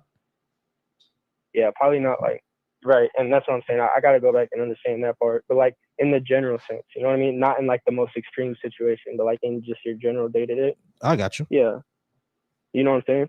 But like, I understand that part. Yeah, my whole point, not preferable. right? So my whole point is morality is coming from this kind of basis standpoint because of God. If everybody believes that they're in God, then everybody gets to decide what their morality is, and that's dangerous. Not necessarily though, because in this little conversation we had about lying, you understand that there's exceptions. Yeah, I mean, and if we're gonna go on an issue of there's no exceptions. I said exceptions in the extreme. I said exceptions in the extreme. Right. To be more specific. So there's exceptions in the extreme. It's not necessarily just. Right. So right. That's what I'm saying. That's what I'm saying. That's what subjective morality is all about. We give exceptions. But maybe at a very like baseline or fringe of it, but ultimately that's not what the bulk of what subjective morality is. Right, that's not the bulk of what it is. I agree. That's not the bulk of what it is. But for the most part, for things that are egregious that people don't find, not preferable to their lives, such as lying or thievery or harm or things like that, we understand that there's exceptions. There's degrees of harm there. Like we would say that stealing is wrong, right? But I'll give you two situations of stealing. Someone breaks into my house, ties up me and my wife, steals my TV, and beats me the fuck up and runs outside, right? We're probably going to send that person to jail if we catch them. However, if there's a 7-year-old who steals a lollipop from the corner store, we're probably not going to send that 7-year-old to jail, are we? I mean, so like there's different degrees of harm. Right. So there's this. It's crazy, dude. Because I just read this in Proverbs the other day. It was about like man will look at the hungry thief better than he will the one who does and doesn't come back and basically give back. I might be totally chopping it up, but it's somewhere around in Proverbs 6. But to my point, what I was saying earlier, it's like, and we can go on and on about Islam, but Islam holds Muhammad as the most moral example for mankind ever. I know. He was and a he's not. caravan robber. He was sleeping with 9-year-olds. He was doing all this stuff. Agreed. Their morality is now subjective to how Muhammad's behaviors, actions were, because that's just what their belief is. No, they are. And That's his insane, dude. and his it That is can't insane. be compatible. In his time, I get the criticism over subjective morality. What I was saying is that all of us kind of operate this way, because we kind of have to. Even if a God were to exist, it would still be subjective. Ultimately, he is the supreme judge. Yeah, I mean, I would say, because I mean, he did allow Rahab, right? Yeah. All right. So Cameron, we're like past our time limit now, so I gotta move on to the next caller. Man. I do apologize, but I appreciate you call back in. All right. Can I say one thing though? Sure. Yeah, bro. Hey, can I say one thing, bro? Sure. Whatever these people tell you, bro, Christians will never throw you off a building for being gay, and we don't want to kill you, bro.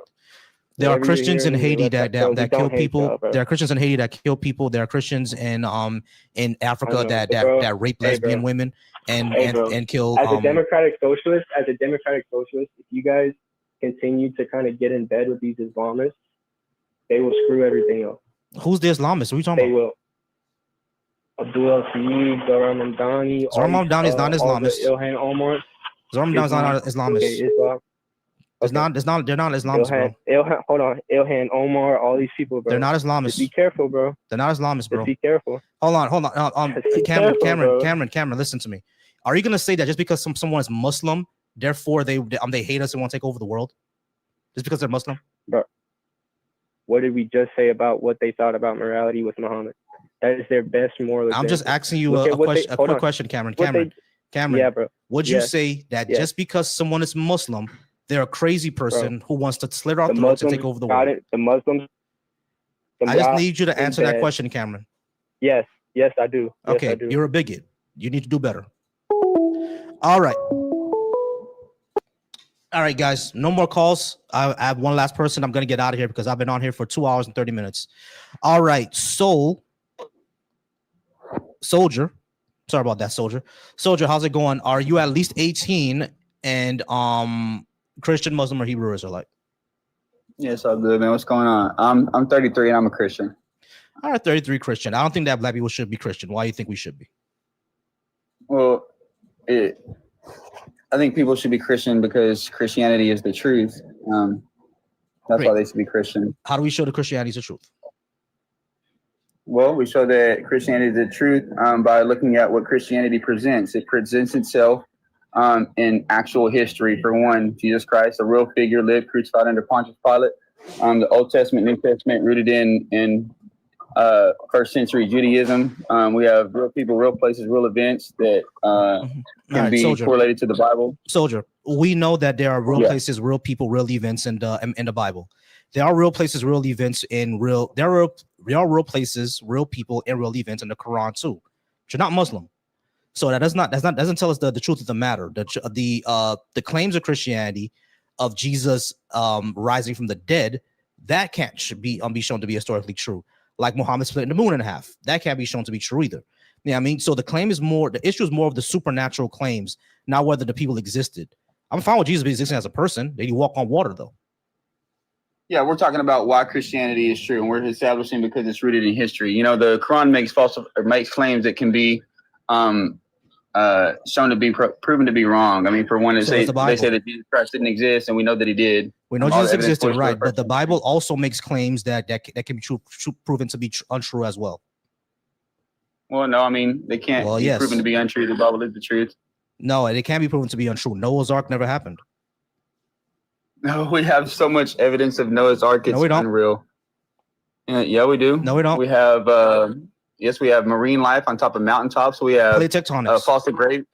Fossil graveyards where land and sea creatures are violently mixed together. We have polystrate fossils, trees that are standing upright. Yeah, for because millions they of got years while the fossilized. sediment layered over it, which is pretty They got impossible. fossilized. Yeah, they don't. Yeah, when a tree stands up like that and the sediment slowly forms over it, the top of the tree would have decayed by that time. Like over millions of years, the top of the tree would have been dead. How does it stay like that? It only stays Talk like to a that. geologist. I don't know. All of that sediment was You gotta deposited at talk one to time. you gotta talk to a geologist. I wouldn't know. But you're Well, I'm showing the claiming evidence right hold here. on, but that's not evidence of a flood. When was the flood supposed to happen? Yes, it is. Soldier. When was the flood supposed to happen? I mean, what, roughly like 4,000 years ago, something like that. I don't You know, realize you something have a like problem, right? Immediately, right? that. How's that? There were civilizations that existed at that time and did not get interrupted. And how do we know that? We have their writings. Okay, so what do the writings date to? What writings are we talking about? What evidence do you have? The Chinese civilization has existed for roughly 6,000 to 7,000 years. And we know they did because they wrote it down and we can date it to that time. Okay, so what are we looking at? And there's no interruption in their culture. So what exactly is that? What writings are you talking about? I'm talking about like their ancient pottery, ancient Chinese scripts, ancient Chinese writing. Like what? Like give me an example. Example of what? Give me an example of something that that contradicts the flood story. Yeah, China. You're just naming stuff, and you're it's kind of vague. You're just saying, well, we have I'm not naming anything pottery, vague. I'm not naming anything vague. Automatically okay, cool. Let's talk about flood ancient didn't Egypt. happen. Do you realize ancient Egypt existed 4,000 years ago, right?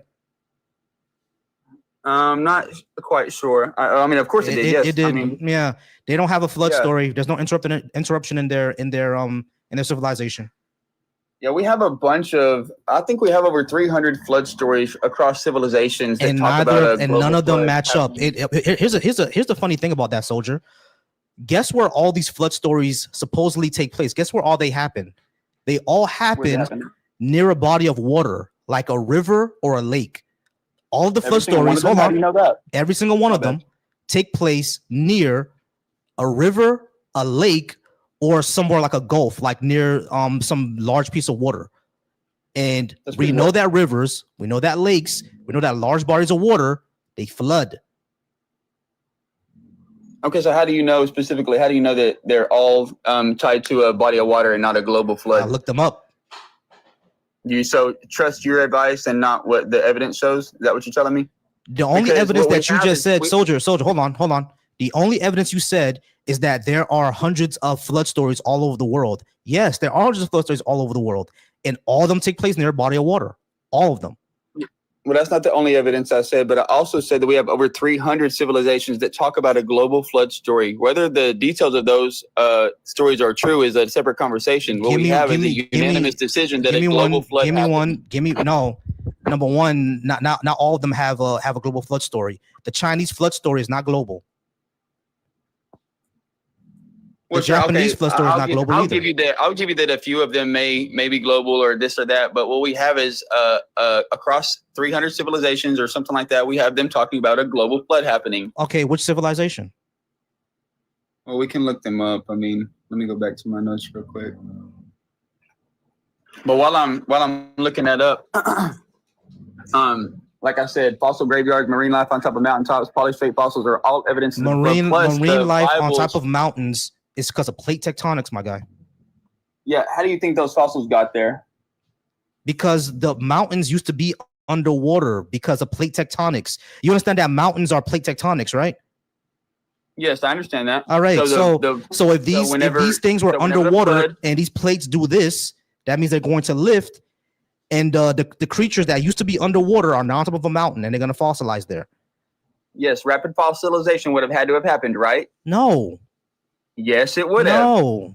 You have a. You understand that plate tectonics move at 2 centimeters per year, which means that when creatures die and moving at 2 centimeters per year, by the time they get to like over here, they're already fossilized. Like this takes a long time. You realize that when those plate tectonics meet, it's a violent process, right? It's not just a simple, we're just going to start moving up. It would have. It's a violent process. We understand it's a violent process, but the violent process is not happening in a matter of days. It happens in a matter of millions of years. Okay, so my question is, now that we've established it as a violent process, why are all the fossils in pristine condition? Why are none of them mangled and destroyed if it was because you understand how fossilization happens, right? Things get buried. Yes, it's on rapid, top of the right? nets. No, it's not rapid. If it wasn't rapid and it's a violent process, it would have destroyed those All right, fossils. guys, I gotta go ahead and get out of here, man, because like this is taking too long. So I'm gonna get out of here. All right, guys, I appreciate y'all for being here. We're gonna go ahead and get out because I'm tired. I'm hungry. All right, guys. Thank y'all so much for being here. Thanks for being part of the show. If you're watching me over on the Deconstruction Junction, I appreciate you watching me on Deconstruction Junction. You guys are amazing. You're wonderful. Love you all. If you're watching me over on the B.A.A.S.H channel, once again, thank you all on the B.A.A.S.H channel for being here and supporting the channel. Thank you so much. And if you're watching me over on Volcy Thoughts, once again, thank you so much. I'm gonna be back tomorrow, y'all. I just gotta go ahead and get something to eat. See, I'm not gonna put any of my faith in Jesus. Jesus sucks. All right, so we're gonna go ahead and get out of here, guys. Thank y'all so much. Y'all are wonderful, and as I always say, be secure, be affectionate, be wise, be flexible, and be trustworthy. Everybody be soft. Every man should be soft. Thank y'all so much for being here. Y'all have a good night. All right. Peace.